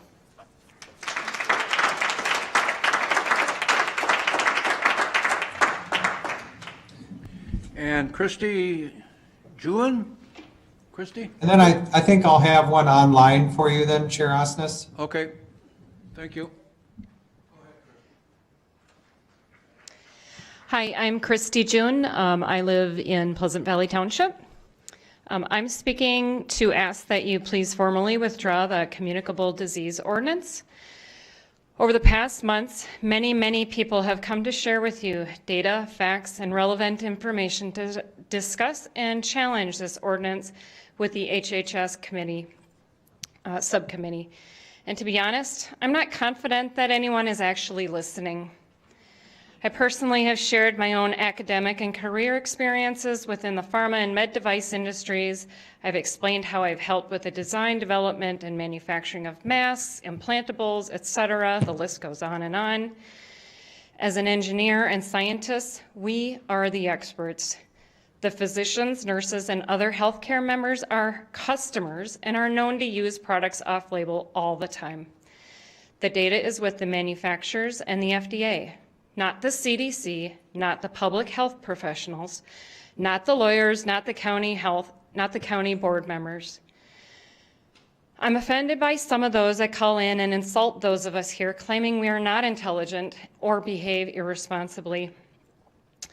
If you are a scientist or engineer, you would understand the monumental amount of testing, analysis, time, and capital invested to assure products are safe and effective. No cloth mask covering or mask is designed to sustain long-term wear without consequences, and they state this clearly: they may cause injury or death. So people really need to seek out the real experts for advice. So I wonder, why do I continue to show up at these meetings? It's because I love my family, I love my friends, I love our home and our freedoms here in America. I love all the people here who have the courage to stand up for our rights and the reality of this situation. We are all here as healthy individuals sharing our positions. Are you really listening? So let me ask you, who's in charge of your life and what centers you? In my world, I put faith in God, and I thank Him every day for the freedoms to act responsibly. None of you are God, and would ask that you please reflect on this and allow people to maintain free will as God intended. Please put your faith in God, not in one public health official. Okay. Thank you for your time. Ken? Yep, I have a staff fam. All right, go ahead. Go ahead online. Hi there. I apologize for the name. That's for my kiddos' conferences at school, but it's actually Erica Stuffel. I'm in New Richmond, Wisconsin. And I just wanted to make a comment that I think I'm just observing this meeting. I didn't actually intend to speak tonight. But I think one of the things I'm seeing is that this is really kind of broken down by location. So we know that St. Croix County is a big area, and I'm seeing a lot of differences between kind of Hudson and then some of the other areas. And so I'm wondering kind of, again, just to go back to the idea of approaching this with a proverbial scalpel as opposed to a sledgehammer. Is there a way to leave this up to specific municipalities or townships? Or is there any way to build that into the language so that it's not such an issue? You know, I think this kind of goes, it's kind of a two-sided thing. People deserve to be respected with their views and opinions. But people who, this is their job day in and day out to make these decisions and look at data and make decisions. It's their literal professional responsibility. And so I think, you know, I know it sounds trite and I know it sounds cliche to a certain degree, but we all do share this county. And so I think that, you know, we maybe just need to look at it at kind of a more micro level as opposed to a macro level. Thank you.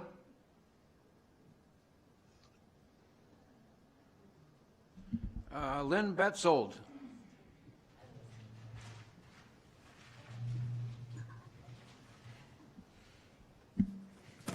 Hi, Lynn Betzold, Roberts, Wisconsin. Just a warning to all my fellow citizens. We've grown, we've gotten stronger. We need to stay there. We need to remain diligent. This board is going to tell us tonight that this ordinance is dead. I say do not trust them. Any board that would pass this ordinance is one to be watching very, very closely. Every month, every week, you stay in touch. We have sign-up lists for organizations and email lists that you can stay in touch. Stay diligent. Our supervisors roll their eyes at us. They do not answer our emails, phone calls. They tell us that items are not on the agenda, and then they magically appear on the agenda. If you're unhappy with your supervisors that are serving us, then it's time for us to start raising up other leaders who will represent us. And maybe it's you, and maybe we need some other doctors on this board. And if you're one of those qualified people, I encourage you to offer up your services and create another perspective. Right now, there are 2 additional drive-in testing sites. One is in Hammond and one is in Somerset, so that they can get more cases. It could be next month, those might be mandatory vaccine, or it could be, what's the next step? Are those going to be drive-in vaccine centers? Because in February, it's going to be the vaccine controversy is going to be back again. And we're going to need all of you and all your friends and neighbors to fight it, and to fight the people on this board who, for some reason, they don't honor our freedoms and our rights. And that's been made very clear.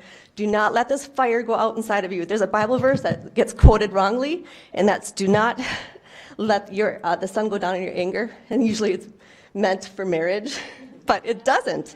It means the fire of your convictions of anger, righteous anger. Do not let those fires go out. Thank you.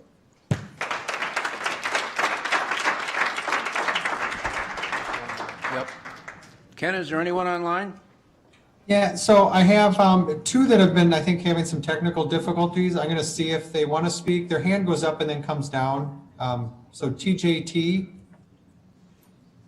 did you have a comment? Yes, sir. Okay, This is go ahead. Talia. Yep, my name is Talia Tajima, and I live in the city of Hudson, and I am commenting in support of the ordinance. What I would like to state is I'm a little disappointed in our fellow citizens for misquoting and misapplying the United States Constitution.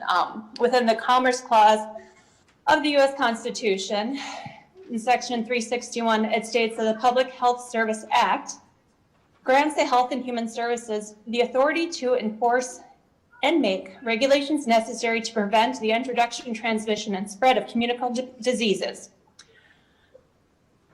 Sorry, I'm a little nervous. With that being said, I don't feel in this situation, when there is a pandemic occurring around the world, that we should be bringing our personal ideologies and our personal feelings into play.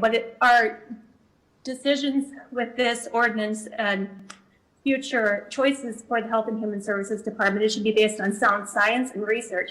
And I'm not talking about research from a person who only spent a year at Medtronic as a contractor, as one of your former speakers was, via their LinkedIn, but as an individual who has actually spent many years and many decades viewing the science and viewing the actual research based on virology and immunology. Where the comment about forced vaccination comes into play, that's rather egregious as well, because there is no forced vaccination right now. Why would there be in the future? It is a choice, an autonomous decision that we all can make at that time. With regard the level of ICU clearance in the cities, that's also a false comparison, because they have sound health and human services and public health measures in place that people are following, unlike St. Croix County's residents, that are keeping this virus at bay, that are keeping the patient loads at minimums, so we can respond. Thank you. Thank you. Brittany Geiger.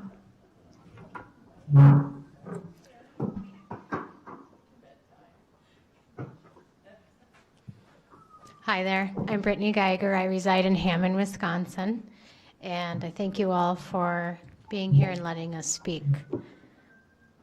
I oppose this ordinance and the attempts of this unconstitutional government overreach of power. I oppose the potential of an unelected official given the authority to penalize myself or others for refusal to follow recommended mandates. I oppose this medical tyranny, trying to take away the freedom of my medical decisions and choices as to how to best care for myself and my family. I will add that I am a registered nurse, and I have some thoughts from that perspective. Instead of trying to enforce unconstitutional mandates, why not create an educational committee or have the HHS officers promote public health, educate them how to strengthen their immunities and overall health and wellness. So if and when they do get it, they've been provided with evidence-based health education to fight it and to heal. This is the job of public health. Thank you.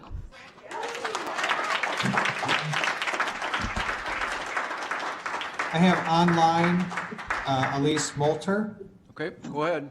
Hello, can you hear me? Yes, go ahead. Hi, my name's Elise Moulter. I reside at 1006 St. Croix Street North. in North Hudson here. And I just want to say, I hope that all of you are having a good day, and thank you for letting us speak and hearing us. And I hope you're listening. I hope you see that the majority here are freedom fighters, medical freedom fighters. We all care about each other. It's not that we're being selfish or anything like that. We just want you guys to do your job, just like the nurse that just got done talking. You're supposed to advise, educate, and hold up, current laws and everything like that. This is changing that. This is taking it a step further and trying to create their own ways and laws.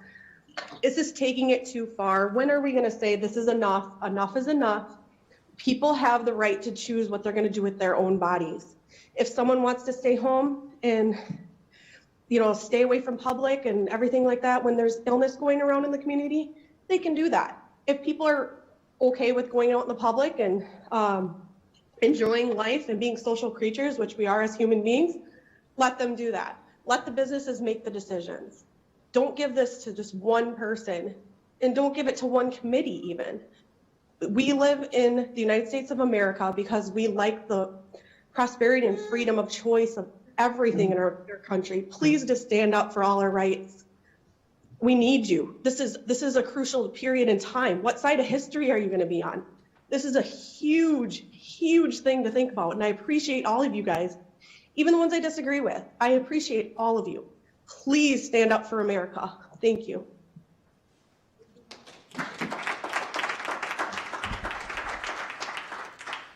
Okay, at this time, this is going to be the final request. Does anyone in this room wish to speak? I'll hit one online, Dave. All right, go ahead. I got one more in here yet. All right, 2 more online now. Sue Curtis, you're up next. Go ahead, Sue. Hello, my name is Sue Curtis. I live at 1101 37th Street in Hudson, Wisconsin in St. Joseph Township. I support a countywide communicable disease ordinance. I'm a lifelong educator. I've studied the effects of risk factors on youth development. And when educators look at the loss of a young life, it's devastating. It's one life, and it's devastating. This life could be lost to drugs, alcohol, suicide, accidents due to risky behavior, but one is too many. Educators activate and they engage educational prevention efforts immediately to prevent any future loss of any young life and any long-term effects to minimize. This model can be useful here. If we waited to engage education and prevention efforts until additional lives are affected, as educators, we would be negligent. And as community members, we would be negligent. Our community, all of us, are negligent if we do nothing. We must do something. We are all responsible for a healthy community. I have seen how prevention efforts can be successful when communities and families come together. A prevention model can work here. Any death in our community is our community death. So a reasonable preventative communicable disease ordinance is important. And I commend your efforts and for listening and hearing all of us and all of our opinions. Additionally, I want to say that I've heard for the first time tonight that St. Joseph Township has a resolution issue on this matter. This concerns me. I have not heard or have been given the time to comment on this issue. Our township has many other issues that could be more pressing. Thank you, Sue.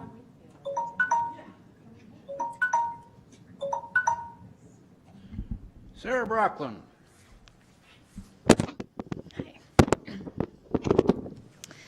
Sarah Backlund, 573 Omaha Road. So earlier, Senator Scott Jensen was on a Zoom call to speak tonight. And although I respectfully asked that he be able to speak in the beginning because he had limited time with us, that was not honored. So he said he is sorry, but he had to jump into another meeting. For anyone who does not know of him, Scott Jensen is also a family physician who speaks out regularly against the lies surrounding COVID. He wanted to speak tonight. I will relay his message. And it's specifically to the board, this board. He says, I would like to issue a warning that unintended consequences may occur, causing HIPAA violations, loss of civil rights, and dramatic increase in incidences of autism, abuse, anxiety, depression, and suicides. He says, imagine if this ordinance had been passed in the 1980s regarding the HIV epidemic. And he says, peace, Scott Jensen. And so then I'll continue with my my stuff tonight. Lots of people are saying that they don't understand why we won't comply. It's because of the data. The case count is high, but that is meaningless. They are testing positive, but what does that mean? 99% of the people are healthy. We are merely over-testing. Did you know that the U of W is now paying people to get COVID tests taken? They are so desperate to keep the case count high that they are paying people to take the test. I heard a lady on Zoom tell us that we non-maskers need to protect our vulnerable. Yes, let's do that. Let's shift the focus from how to control healthy population to the high risk. Tell them how to increase their immune system, as we have heard tonight. I'm going to run out of time here, so I'll just say thank you. Online, we have Mary McGurran. Go ahead, Mary.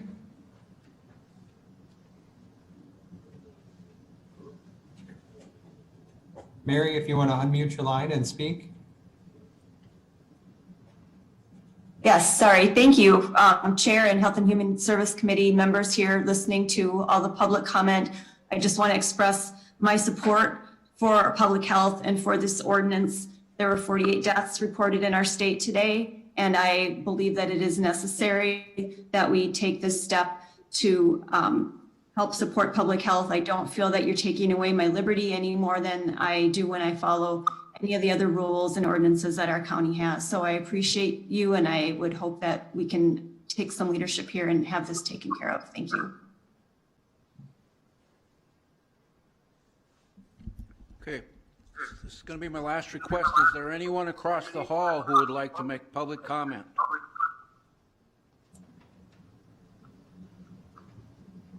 I'll have one last one online, Chair. Okay, go ahead.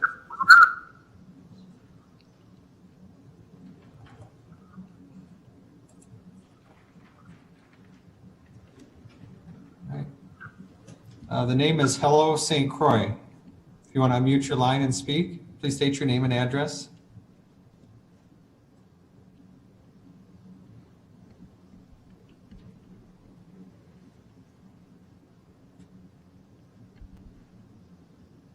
Do you have anyone else, Ken? Yeah, I do have one other one. Let me confirm.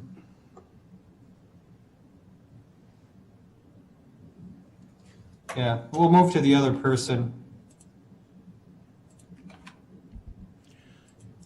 All right, Rebecca. Hi, my name is Rebecca Bonesdale. I live at 720 5th Street in Hudson. I would like to say I support having this ordinance passed. I manage a business here in Hudson, and we also have a location in Woodbury. And you can tell that the Woodbury store is much busier, that people don't want to go out in Wisconsin because there's so many people that don't wear masks and it's not being enforced. I would say the business at our Woodbury store is probably 75% higher than it is at our Hudson location. So thank you guys. I appreciate all you do, and please pass this ordinance. Thanks. Okay, Ken, do you have anyone else?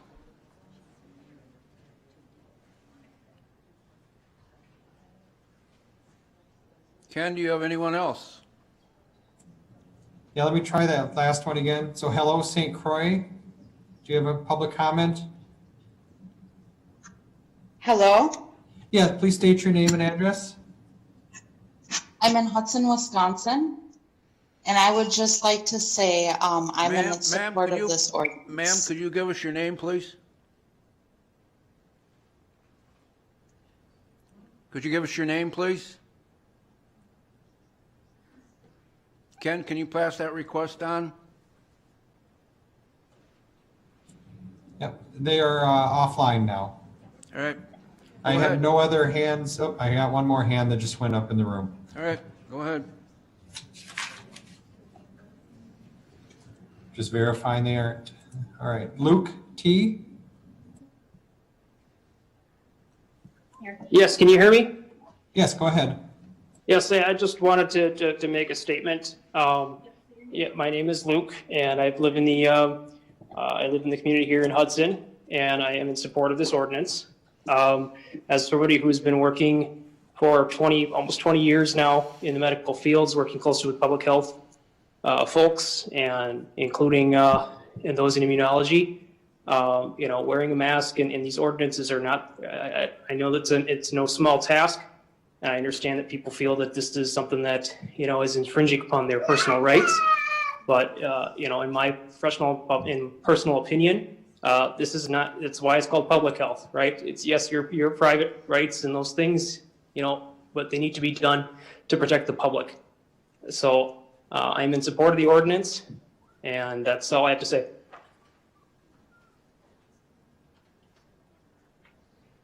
Okay, can anybody else? No, I do not have any additional ones.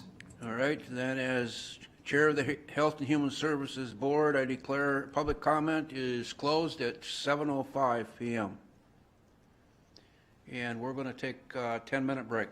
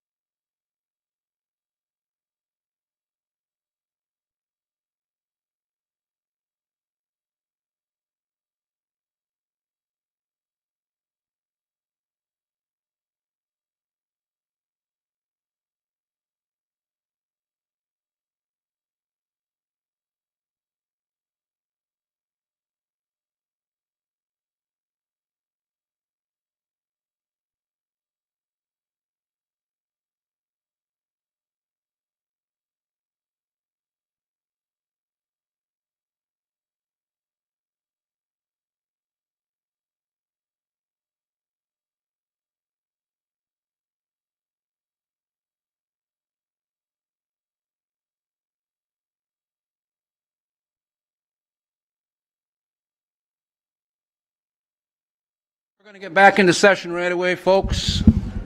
We'll call us back to order. We're going to get into business item number 1 with a Colgate, a COVID update from Kelly. Kelly, you go ahead.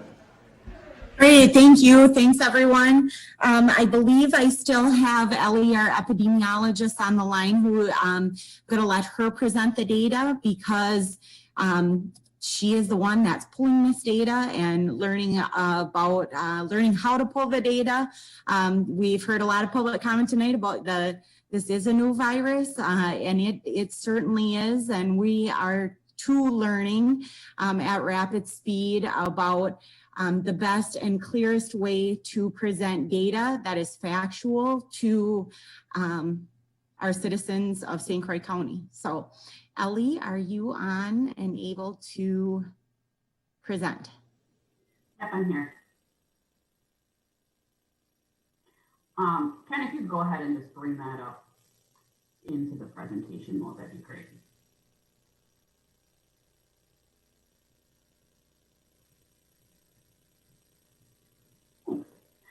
So this is just a brief blurb about what was going on in our Wisconsin electronic disease surveillance system. So what this system is for the state of Wisconsin, it is the system in which the laboratories use in order to transmit to us the positive COVID case and the negative COVID cases, those test results. It's obviously all done online, and it's all a very secure system. What did happen though is there was, due to the heavy load and just the need for some maintenance, it was closed over the weekend of October 16th to the 18th.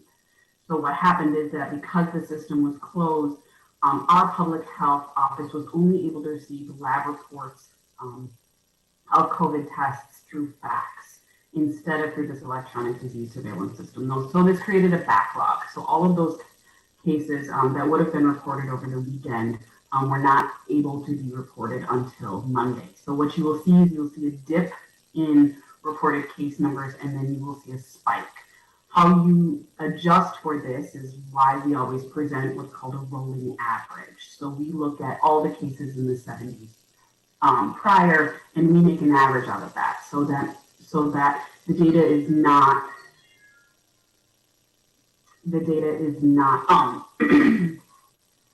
falling into those dips and ups, and instead we can maintain a more even level. Next slide. So this is our dashboard as of today. A couple things, we have moved up to 10 deaths in the county. Our total confirmed cases, and again, these are laboratory confirmed cases. We're up to 1565. If you can see in that number of new cases per day, that is one of the available graphs to you on the dashboard. If you click those arrows over, while you're on the dashboard, you can also see cases by age and all of the cases by day since the onset of COVID into our community. We currently have 602 active cases and 933 recovered in our community. Next slide, please. So what have we been seeing in our community? This is the number of new cases. What we can see is that there is an incredible jump in September. We haven't opened any new testing sites in the area at that date. What this is true confirmed cases coming through laboratory report. If we'll go to the next slide, you can see what this means. So looking at the 7-day average of new cases, you can see back in May, we had about 3.1 cases for a 7-day average, moving up to about 3 to 4 in July and August, and then we started to spike. And so now we are seeing, with an average of over 7 days, 15.7 in September, and now up into October, we're at 30.1 cases. That's per day. That's an average per day. So we're looking at 7 days.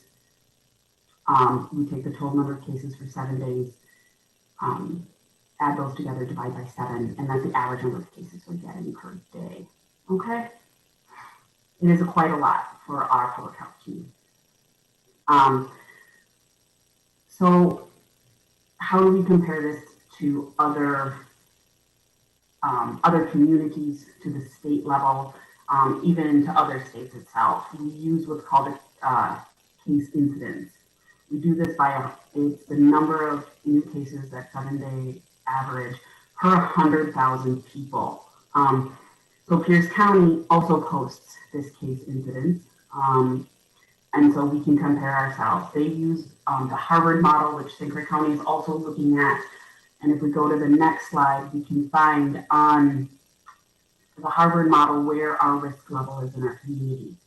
We are obviously in the red. Our daily new cases per 100,000 people is at 33.5. Moving on.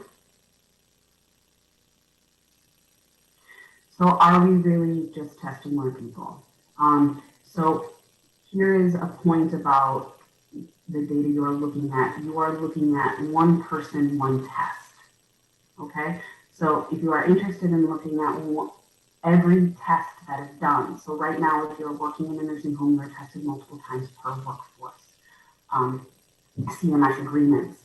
And so the DHS does present this data by total number tested. So say I tested 4 times, was curious about whether or not I had COVID. So those number of negative tests, I would be in there 4 times. That is not what is in this graph.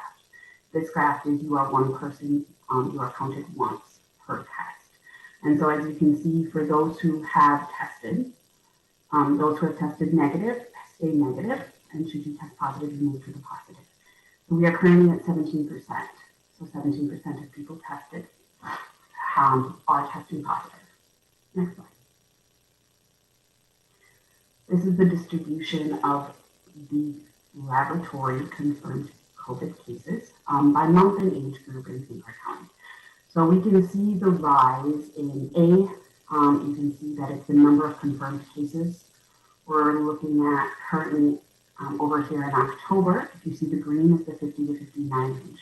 That's over 100 cases in the 50 to 59 range, age range in St. Croix County in October alone.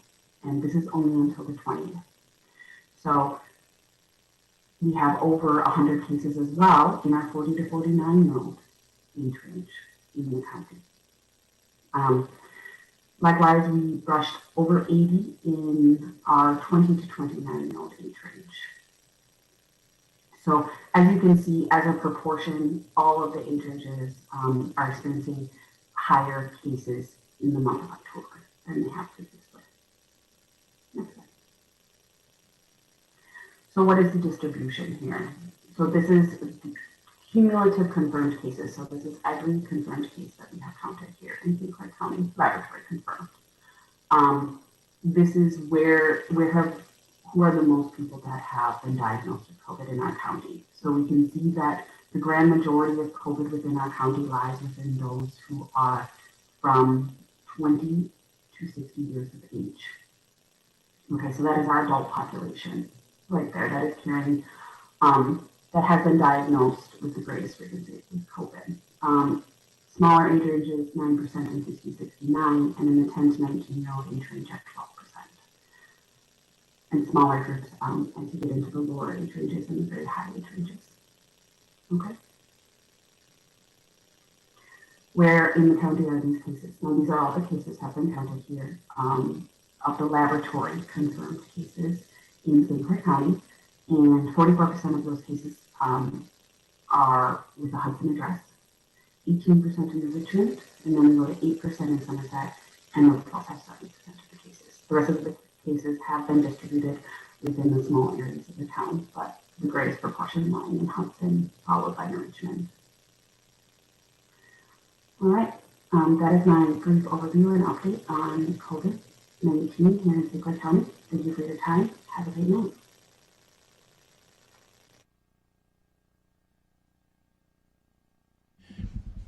Any questions, comments? I had a question for Ellie regarding testing. So we heard from some folks tonight saying that, you're testing more, that's going to cause more cases. Isn't that just the fact that we're finding the disease? And Kelly, you can answer it too. I don't know if Ellie might have hopped off. No, I'm here. I guess, are you saying because we're testing more, we're just finding the disease more? Well, I'm just asking because they're saying, you know, you're testing more, so with testing, you're going to see more cases, but we're actually testing to surveil the disease, right?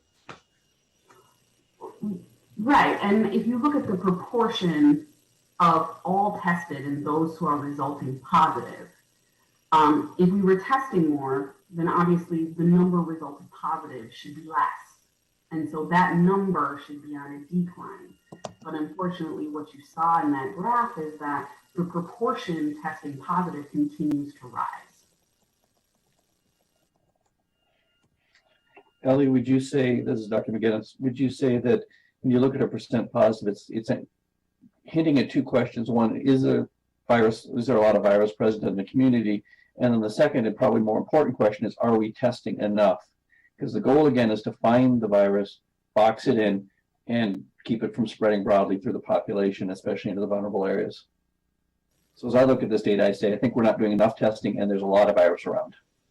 Oh, I completely agree. So what that high percentage of positivity really does mean, as Dr. McGinnis indicated, is that we're finding so much disease and that obviously we're missing some. Like if we were testing to surveil, if we were testing as much as we should have a huge amount of negatives, and we should be able to identify within our community where those positives are and be able to contain that disease there. But when you have 17% positive, that just kind of means you are, unfortunately, have spread that is not controlled. Mm-hmm. My other comment was a slide, and I saw something in here that I'd like to clarify with you. As I look at the age distribution slide, and it's the one with the multiple colored bar graphs based on month. And as I'm looking at that, you know, we saw, it looks like in July, there was a big spike in our younger population. And while there's still some spike in our younger population, we're now seeing a huge rise in our 40 to 50 year old, 40 to 60 year old population, those two bars. And my impression is that while the overall numbers have increased, also there's been a proportional change in that those adults are now driving the distribution of this pandemic throughout St. Croix County. And it's really, there's still plenty of young people involved, but because the overall numbers are high, there's just more of them that get caught in catching this disease. But the real spread seems to be present in that 40 to 60 year old folks. Is that the way you would interpret the data as well? Yes, I would. And we have looked at the source, at the exposure, at those who we have, public health just contact all those who are positive. And so we do an interview with them and ask them if they know where they caught the disease, where to have it. And we do have an increase in workplace positivity. We do have an increase in household gatherings. And so there is now more behaviors that are allowing households, including that adult or age range, to drive the current spread. And if I understand correctly, I believe that's also consistent with what is being seen on a broader state level, that a lot of the increases are being driven by the smaller household gatherings of multiple people. Somebody is infected, doesn't know it, and inadvertently gives it to a larger group of folks, and then it just goes from there. Yeah.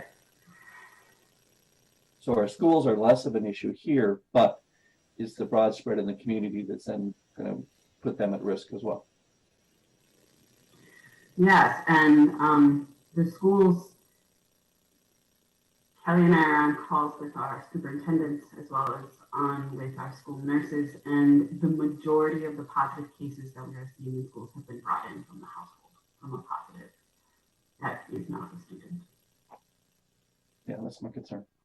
And I do just want to add, related to that, big shout out to our schools and all the work that has gone into the mitigation strategies they have worked really hard to do, such as masks, such as plexiglass, such as really keeping a safe distance. There has been small amount of spread within schools, but like Ellie said, it is seeing mostly related to households that are positive, and then the kiddos within those households get positive. Not seeing a ton of spread from kid to kid, so I think we need to keep encouraging the great work that the schools are doing. When I looked at that bar graph, I noticed, you know, I'm thrilled that only 12% of our distribution of cases in the age range are from that 12 to 19 mark or whatever it is. I can't see it now, but that is really great news. One thing that does worry me a little bit, anecdotally, I don't have stats to show you this, but I would say in the last 2 weeks, we have seen an increase in the amount of numbers of young infants, like even 5 months old, contract COVID. It does make me nervous and cautious because we don't know a ton about how this can impact the very, very young when those immune systems are developing, right? Their immune systems are in current development. So watching those particular cases very closely is something that we are absolutely doing at St. Croix County Public Health. So sorry, just to add a little. I had one other question related to hospitalizations and the capacity of Wisconsin hospitals. I think the DHS reported today that we're about 86% at full in Wisconsin overall. How are we doing here, and how's the Twin Cities? Great question. So I just got an update related to Twin Cities hospitals. Twin Cities are seeing their surge. I think they have 600 people hospitalized in Minnesota with COVID-19. 165 of those are in ICU. So those numbers are concerning, especially when our normal healthcare travel patterns is the cities. So when our sickest in St. Croix County gets sick, the cities is often the place where they are transferred to. So as those beds fill up with Minnesota and Twin Cities people, we have less room to transfer this side of the rivers people to Minnesota for who may be sicker or need more acute care. Right now, our hospitalizations, I don't have our high-level overview up. Ellie, I know you have to go very soon. No, it's okay. We do have currently our highest number of St. Croix County residents hospitalized outside of the county. We're up at 7. And we have 5 hospitalized within the county. So we have a total of 12 currently hospitalized due to COVID. What is our ICU capacity in St. Croix County? Ooh, I have that because I just gathered that because I thought that would come up at the town hall meeting. And of course I don't have it prepared tonight, Mr. Talajan. You got me. I don't take this to don't bet the farm, but we have less than, in St. Croix County, we have less than 20 ICU beds available. So I think it depends. There are actually, in terms of credentialed ICU beds, there may be a couple. There are some high-level observation care beds. But long story short, patients that are sick enough to need ICU level of care are not kept in St. Croix County, in Baldwin, New Richmond, River Falls, or in Hudson. They are transferred to the tertiary care centers in the cities where that care can be delivered by those teams. So in reality, while there may be some licensed beds in St. Croix County, in reality, there are no really intensive care beds for any type of duration or really complex care. And frequently these COVID patients, if they're getting to that point, they're really sick. They got lots of other things going on, not just respiratory, not just that. They've got blood clots, they've got cardiac problems, they've got a host of issues. So in effect, in St. Croix County, there really are not any ICU beds, although we may be licensed for some. Yes, that's great. And thank you. Oh, go ahead, Dr. Matus, you go ahead. Thank you. One additional comment that I heard this week as I spoke with one of the hospital CEOs in the area is that one of the problems they're having is they may be licensed for a number of beds. They may be capable of caring for a certain number of patients. It usually is a little bit less than their license numbers. But part of the problem they're having is they're running into staffing issues. So they might be able to handle 16 patients on a normal day, but because their staff are out, because they are quarantined due to close contact, their kids are quarantined due to close contact, or they may have had another exposure to COVID, they're actually effectively capacity is being limited by staffing. And that's a whole nother level of concern and issue. So as the rates rise in the county, we have less people available to care for those patients locally or here, and also the same issue that applies over in the Twin Cities. So that starts to put additional stresses on our healthcare system. My last comment would be related to the slide that was up there that looked at the number of active cases. So the dashboard on the number of active cases, it's 622 in the county. I mean, just a short period of time, less than a month, I don't have my data in front of me, it was 300. Before that, it was significantly less. So our staff is caring for approximately a 200 to 300% increase in the number of active cases with no change in the number of people involved. So when we look at healthcare stress and capacity, that's one measure. We also need to be cognizant of public health care capacity and stress. And I think at this point in time, our public health care system in St. Croix County is stressed and is at, if not significantly over capacity in terms of being able to contact trace and quarantine effectively. They've been doing yeoman's work. There's been a whole bunch of steps that have been taken to try and focus just on the most essential things and not spend time on some of the other things that would be helpful and really important, just so they can get the really essential work done. So they're down to just the bare essentials and trying to get that out the door. And even at the times, that's a challenge for them. When you on a Monday morning have a load of over 50 cases, that's a lot. Some of that's systems related, but that's still a huge volume for the number of folks we have. Okay, I'd like to thank the county board members. We're going to cut this part of our business item with COVID off right now. If board members do have questions or concerns, please forward them to Kelly and Ellie. I'm doing this in respect to Kelly. She's got some personal things going on, and our thoughts and prayers are with you, young lady. Please pass on to your staff, and Bob also, let staff know we've got the best of the best out there working for us. And again, Kelly, we're thinking about you. Thank you. And with that, Faye, are you on the line? Yes, I am. You want to give us a quick update on our finances? Yep. So within your board packet, we have the September financials. Looking at the overview, we are at 40% with our revenues and around 34% with our expenses. So our revenues always run a little bit behind what our expenses do. If we flip to page 49 on public health, I just wanted to show, when you look at our state grant revenue, from September of this year to September of last year, there is about an extra $200,000 in there. Most of that's coming from the contact tracing and the other extra funds that we had allocated to us as we're dealing with the COVID issues. When you look at our fringe salary and wages, again, that is higher than it was last year at this time. That's the extra staff that we've brought on to help with the contact tracing. From there, I'll jump to just the health center campus. And that's on page 62. Oh, Ken's really quick. We do now have the 461,000 posted, and that's for the skilled nursing facility. So that was CARES money that we received.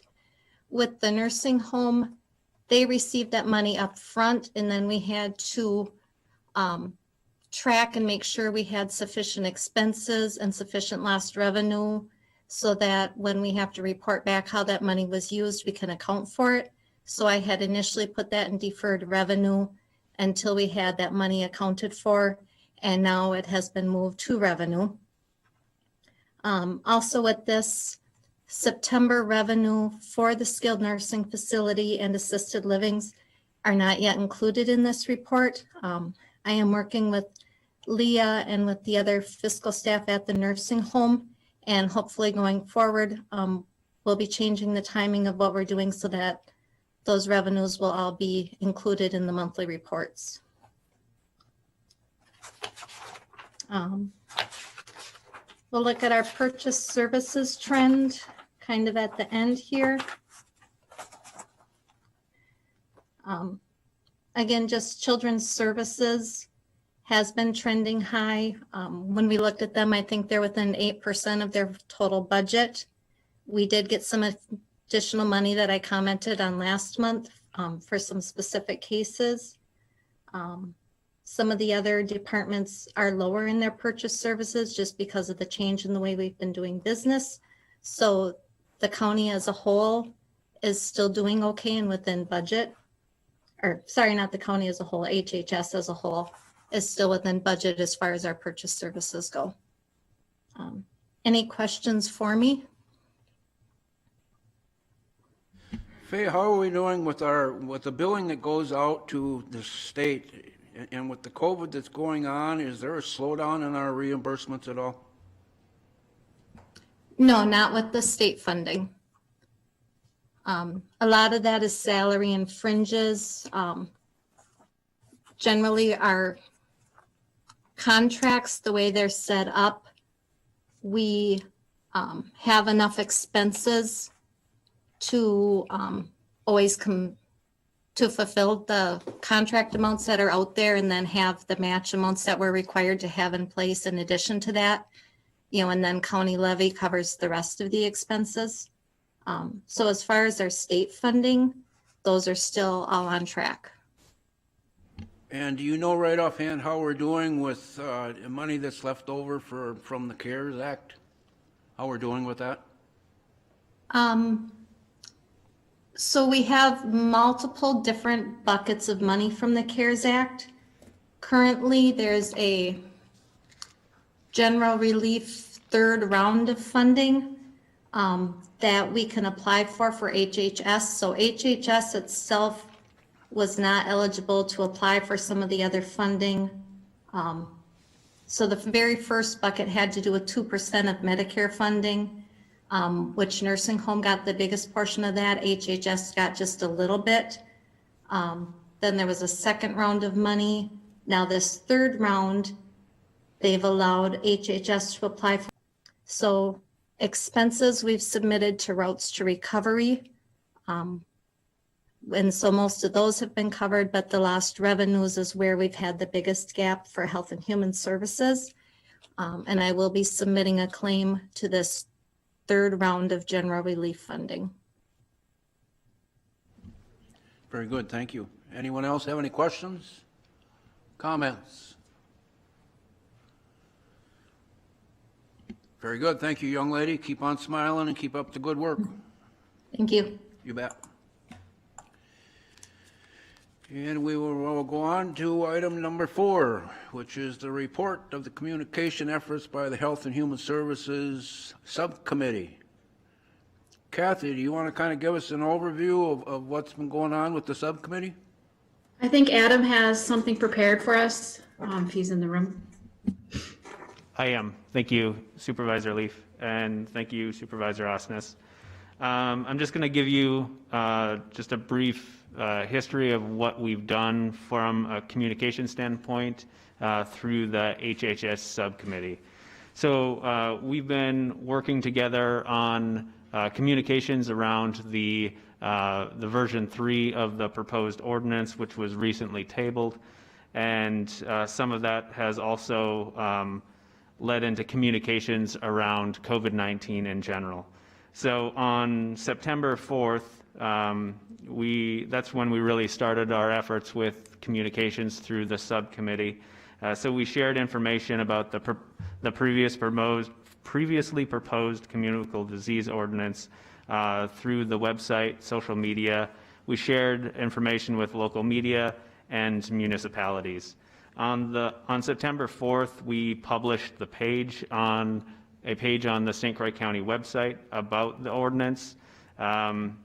Since then, from September 4th to today, that was the third highest page views that we've had on our site. So that was 13,554 page views. Unique viewers, that's a different number. So page views means that we could have the same person go there multiple times. Obviously, we've updated information regularly on there, so there's going to be repeat visitors. But the unique viewers for that time frame was 9,683. That number may have risen because I pulled that data this morning. In addition to that, we've also created a COVID-19 FAQ page. We've broken out the FAQs by the ordinance. There's FAQs around testing and FAQs around data and just general COVID-19 FAQs. That page, since that in that same time frame, has received 1,794 page views. The FAQs specific to that ordinance was 823. The unique page views for that, again, that's one individual, 1,338. And then specific to the ordinance FAQs, that was 700. In addition to the online content that we had posted, we also issued a survey. That was one of the first things that the subcommittee was charged with. Within that survey, we received 940 responses, and there was 564 comments to the open-ended questions. So we've had a fair amount of people that have seen the information that we've posted around the ordinance and provided their own thoughts and concerns and comments. We also most recently held our first town hall. That town hall, we had about 40 to 50 people speak, half in person, half online. From my estimates, just from what I've seen, I noticed that there were about 120 in-person attendees. The report shows that we had 175 unique viewers online, and we don't have a record of how many people called in by phone. So some of the concerns and questions that came out about this through our whole process were questions around data, the effectiveness of face coverings, impact on mental health, how COVID-19 compares to other diseases. Much of what we've heard today during our public comment, all of the data that we've received through both the survey, through public comment, through the town hall, we've worked together to address those and to build out the FAQs so we're regularly updating that. That's also going to feed the information that we share through social media. So that's going to be an ongoing effort. Right now, since the ordinance has been tabled, I have been focusing my efforts more around the questions about data and testing in COVID-19 because those, we just want to make sure that we're handling those questions and getting the FAQs updated as soon as we can on the website. So it's going to be kind of a fluid process with just general COVID-19 information and how we're communicating about that. Okay, thank you. Kathy, for those of us that are on the board that may not know the decisions that were made at our last or at your last subcommittee meeting, could you give us an update on that, please? I think Adam mentioned it. We postponed indefinitely action on item 3. So that's why it's not on this agenda. I do have a question for you, Chair Osnes, as to what the mission of the subcommittee should be at this point and what your intention is with stopping the spread of COVID-19 in the county. I think at this point in time, the subcommittee has done exactly what we have asked them to do, is look at the communications. There was an ordinance to look at. You all have done your due diligence. I thank you for taking the time and listening to our county residents with the town forum as well. So I think at this time. Mr. Chairman, point of information. Go ahead. With the action of the subcommittee, could we have clarification? Was this resolution tabled indefinitely or postponed indefinitely? Because Postponed indefinitely. Thank you. Mm-hmm.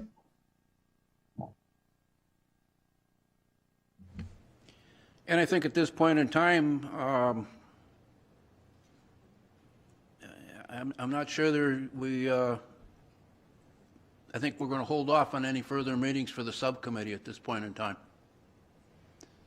Then my question remains, maybe it's a future agenda item and then we might be leaping ahead, but what are we going to do to support public health?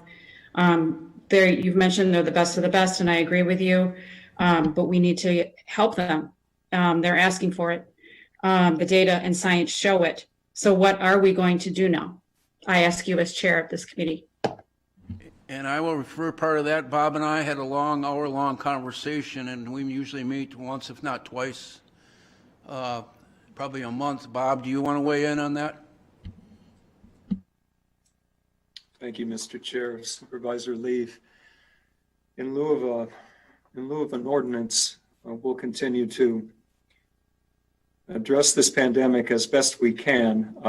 One of the efforts that we're making is to hire additional contact tracers to keep up with the increasing case count of positive cases. We have interviewed additional limited term employees to hire using existing grant monies and anticipating some additional funding coming from the state. My concern is keeping up with the escalating case count. So we're playing it by ear at this point by trying to ramp up limited term employees to cover contact tracing duties, reduce the amount of overtime or excess hours that our permanent staff are working, so they're not quite as overextended as they have been in the past few weeks. And we're implementing measures that have streamlined some of our efforts at contact tracing by shortening interviews, asking some folks to make contact with people they've been in contact with, that is, people who've tested positive, to make contact with the people that they've been in close contact with in order to relieve some of the calls that we have to make as a public health department. It's not ideal, but these are measures that DHS has outlined for counties when local public health departments get overwhelmed with cases. These are measures we can take and still have an effective response, though not ideal in terms of what we do. And we continue to meet with all of our local providers, our local partners, consult with Dr. McGinnis and others for methods and actions that we can take that would help to mitigate the spread of this illness. I remain very concerned about it, as we're all concerned about it, and we're trying to respond as best we can with the resources we have. Ken, do you want to weigh in a little bit?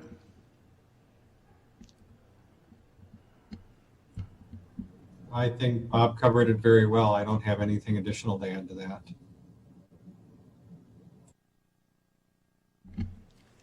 I'll leave it open to questions or comments from the board.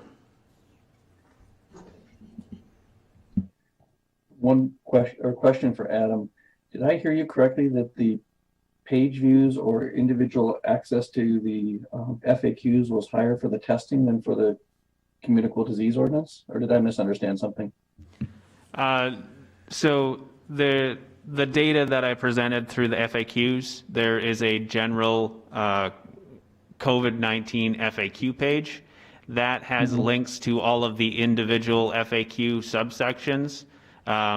So there's more, you're going to have more views on the landing page, so to speak, than you will within the individual sections.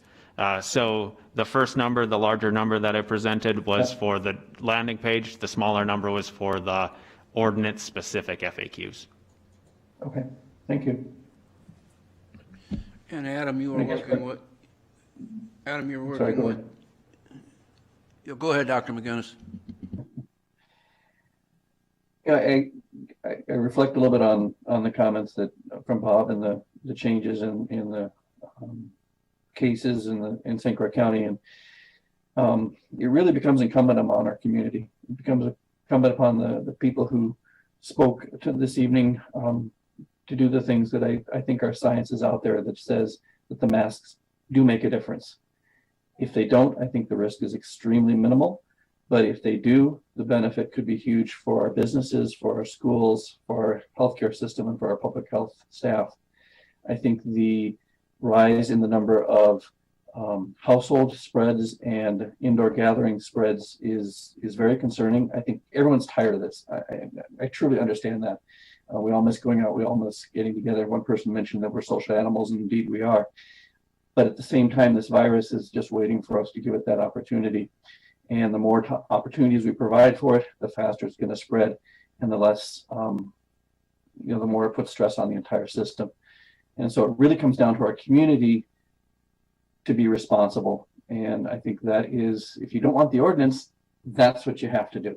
It's pretty simple metrics here. If we can't do it, then what choices do we have? And I'd love to hear somebody come up with a better solution. I don't want to do an ordinance, but I don't also want to limit the spread of disease and limit death.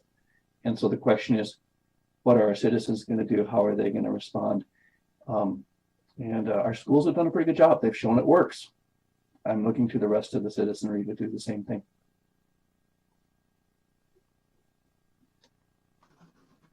I have a question. So if the ordinance is tabled, can we bring it back if things become worse or more critical, or what does that mean exactly? Postponed indefinitely means that it could come back in another form if needed. Correct, Ken? Okay. Okay. What is the definition of when it is needed? That's a good question. I'm just wondering, it's at our door, it's here now. Right. I'm just wondering, do we have some criteria that would tell us when it is necessary? Mr. Chairman. Good. Go ahead, Greg. I really would like to see some leadership from this committee before it's too late. Just as Natasha is asking, I represent all the people here in St. Croix County, not just the loud people. And I've heard from both sides, and I get it. I'm social too. I want to get out there and be social, but I wear a mask wherever I go. And we need to have some leadership from this committee now before it's too late, I think. It can be better defined terms. It can have more meanings built into whatever we decide to do. It's more well defined and address some of the concerns that have been brought up tonight. But I think we need to put this on the next agenda. And you're way ahead of me, Greg. That was my intention as well.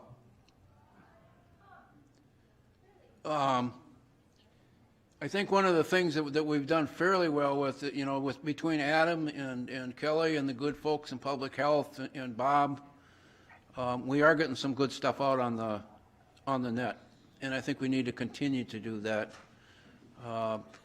Find a way to continue educating folks and move forward. I don't take that lightly at all. Comments? Well, I've seen Eau Claire County and Chippewa County have public announcements. Yeah, they have communication, television there and so forth, but they're doing a live FaceTime feeds from their director, public health directors. And there was one today from Chippewa County I listened to. And it's getting the information out there live, not just a fact page. It's somebody communicating publicly. I think we need to do something more like that also. Yes, so that is one thing that we're looking into. Obviously, people have pay more attention to video than they would through reading an FAQ. So we will definitely be utilizing video more moving forward. And granted, there's television in Eau Claire County. We don't have television per se, except for, you know, cable, closed city. I don't get any cable out here where I'm at, so it's got to be available to everybody, not just a city. But we need to communicate better. You're doing a good job, Adam. Don't get me wrong, but we need to do more. Yep, and I completely understand that there's always room for improvement. And because of the limited media opportunities that we have around here, we would be looking at online video through Facebook, through our website, through YouTube, leveraging those online channels. I would, Dr. McGinnis here, Adam, I would think those also could be made available to the public access channels for those folks who do happen to look at those, although it's a very small number, but if it's online, it could be made available to them as well. Yes, thank you for bringing up that point. We do have a working relationship with River Channel, so that is definitely an opportunity. Thanks, Mr. Chair. I'm looking at our agenda item tonight, and it basically talks about communication efforts. I think that Adam has done an admirable job of taking what we've asked him to do and gone out and done that. But one of the things that I've taken away from the meeting is, and also from some of the emails that I'm getting, is I don't think people will feel they're getting heard, whether or not we're trying to make that, trying to do that. Because I think one of the challenges is, at least having led teams in the past, communication is kind of a two-way street. And if people don't have buy-in to the communication efforts, then they don't listen to them, and we aren't, that creates problems from a legitimacy standpoint, I guess, whatever we're trying to do. So I think we have opportunities for further communication. I know one of the speakers tonight talked about another committee or some kind of collaborative process working with public health, whether that's talking about the advisory that that current advisory that we have, and seeing if there's ways that we can work together to, well, again, work together as a community. I think everyone recognizes that COVID is here. Obviously, we have a difference of opinion on the impact of that and what that means to us, but I'm hoping that any further efforts, I think it's valuable for us as a county to do something. Is that an ordinance? I'm not sure it's an ordinance. But I think there are opportunities for us to work together with the community to try to figure out what that is and, be collaborative with that.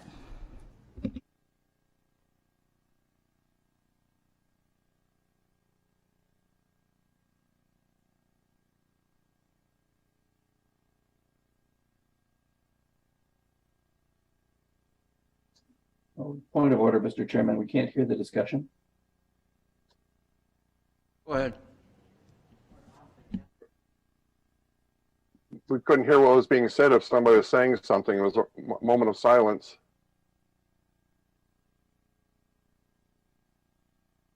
I'm asking Supervisor Cook if she would like to make a recommendation on some of the things that she had just mentioned, and we charge that back to the subcommittee. Well, that's fine, but you should make that public so we can hear it. We're gonna get there, Greg. Hold on. Well, you're talking amongst yourselves, not us. Are you doing it again? We're not saying a word up here yet. Hang on, Greg. Okay, well, we can't see you. Mr. Chair, I think there is a potential for the subcommittee to look at developing a further public, I don't know what you would call it. Maybe I'd look to Adam for verbiage on that. But as far as a committee that looks at how the community as a whole can work with public health to address COVID in our community. And I don't know what that means at this point, because I think there's a lot of discussion that needs to take place. Yeah, my question would be, is that something that you're looking at asking the subcommittee to do, or is that just a task that you need to assign to our public information officer? Correct. I was going to ask that same thing. Yeah, I guess either way, I don't care either way if it's the subcommittee or if it's something that the public information officer addresses. I just think there's an opportunity there. So if it seems more appropriate to the rest of this board and, well, the members of the subcommittee to direct that to Adam, then that would be my recommendation. And I guess I would think that you'd be able to assign tasks and he can report back directly to the HHS board. Yep, that's what I was going to say. All right, then that's one of the things we're going to have you put on the top of your list, sir, right off the bat. Thank you. I still think we need action on an ordinance on the next agenda.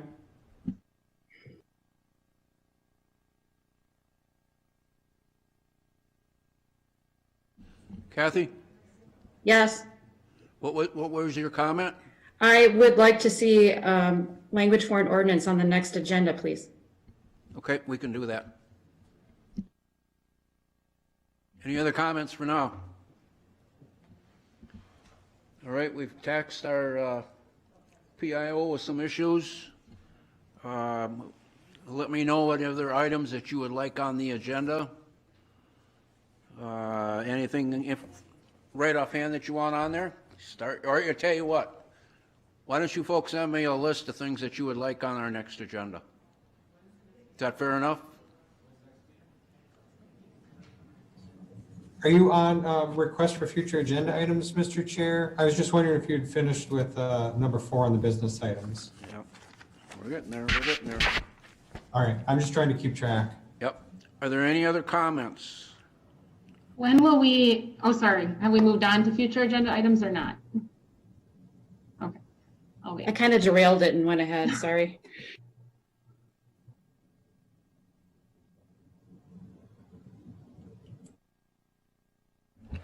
They were asking if we moved on to future agenda items.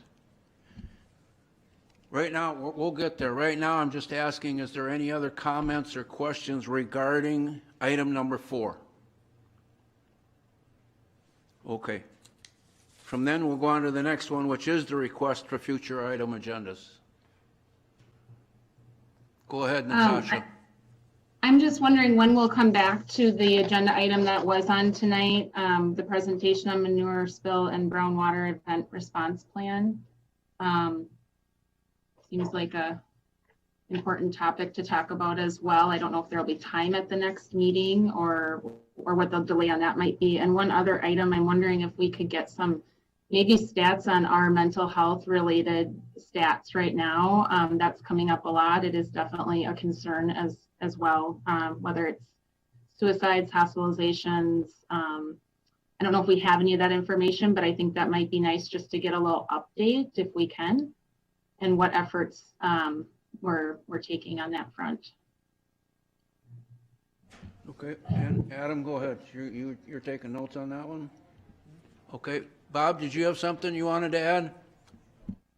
Yeah, I would just thank you for that comment about the agenda item that we removed tonight. That was postponed tonight, or we asked Chair Osnes to postpone that tonight, just out of respect for the presenter, understanding that we would have a lengthy public comment period and not knowing how long that would be. So we can put that back on the agenda in the near future and recognize that that's an important agenda item, along with the mental health statistics that you mentioned. And then I think you were going to add the ordinance language too, right, Dave? Okay, anyone else? You're going to add the ordinance language, Dave? Adam, what's your thought? That is Revised language. so. That's a call that would be left with the elected officials. We're going to hold off on that one, Kathy. Well, this is something we want on the agenda. I respectfully I'm asking for it. This is, come on. We need to have revised language and have a meeting again and move it. We have to act. We're in the crisis red zone. I don't know if others can speak. I mean, I've spoken out Greg's spoken out. Deb, what do you think? Natasha, what do you think? We have to be brave. I think that we have to, I don't think we can let this go, but yet I understand that we're going to have the same issue, I suppose, with a lot of public comment. And are we going to be able to accomplish, you know, I mean, I don't know. But I think we can't just we have to keep it on the forefront. This is the health issue we're all facing, and it's critical. We're in crisis. So I agree with you, Kathy. I agree. I think we obviously need to consider some of the concerns that were brought up by the public. I mean, there's some very valid concerns and questions, and I don't know that they've all been addressed or if they can be addressed through the ordinance, but we do need to look at a revised option. I agree. Mr. Chairman? Yes, ma'am. In looking at the fact that the committee went with to postpone indefinitely, with this action under our parliamentary procedure, it does open again debate on the main motion. If this is brought back on the next agenda, then that does open it up for change of language or action within the ordinance resolution as it currently stands. It also opens the table for it to be laid on the table indefinitely. There are a number of options which would be available at that time if this were brought back as an agenda item. And at this point in time, if there are two people that would like to bring it back, we can do that. If they are requesting it as an agenda item, then it is due diligence under our procedure that it would be placed as an agenda item. Okay. So are there two supervisors that would ask to have that be placed on the agenda? Absolutely. Yes. Okay.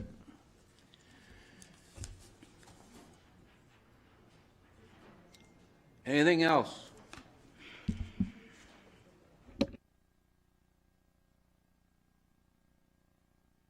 Seeing none, are there any announcements or correspondence? Bob, anything? Thank you, Mr. Chair. I did have a couple of announcements real quick. One's a bit of good news. Back in August, we posted for the behavioral health administrator position that was left vacant by Steve Kurtz's retirement. And in September, we held a series of interviews, first and second interviews, and offered the position to Charlene Lopez, and she accepted. Charlene's has a wealth of behavioral health experience in the with the Department of Corrections in Minnesota and higher education. We're happy to have her, and she'll be beginning her work here at St. Croix County on November 2nd. So we're going to welcome her in a couple of weeks here.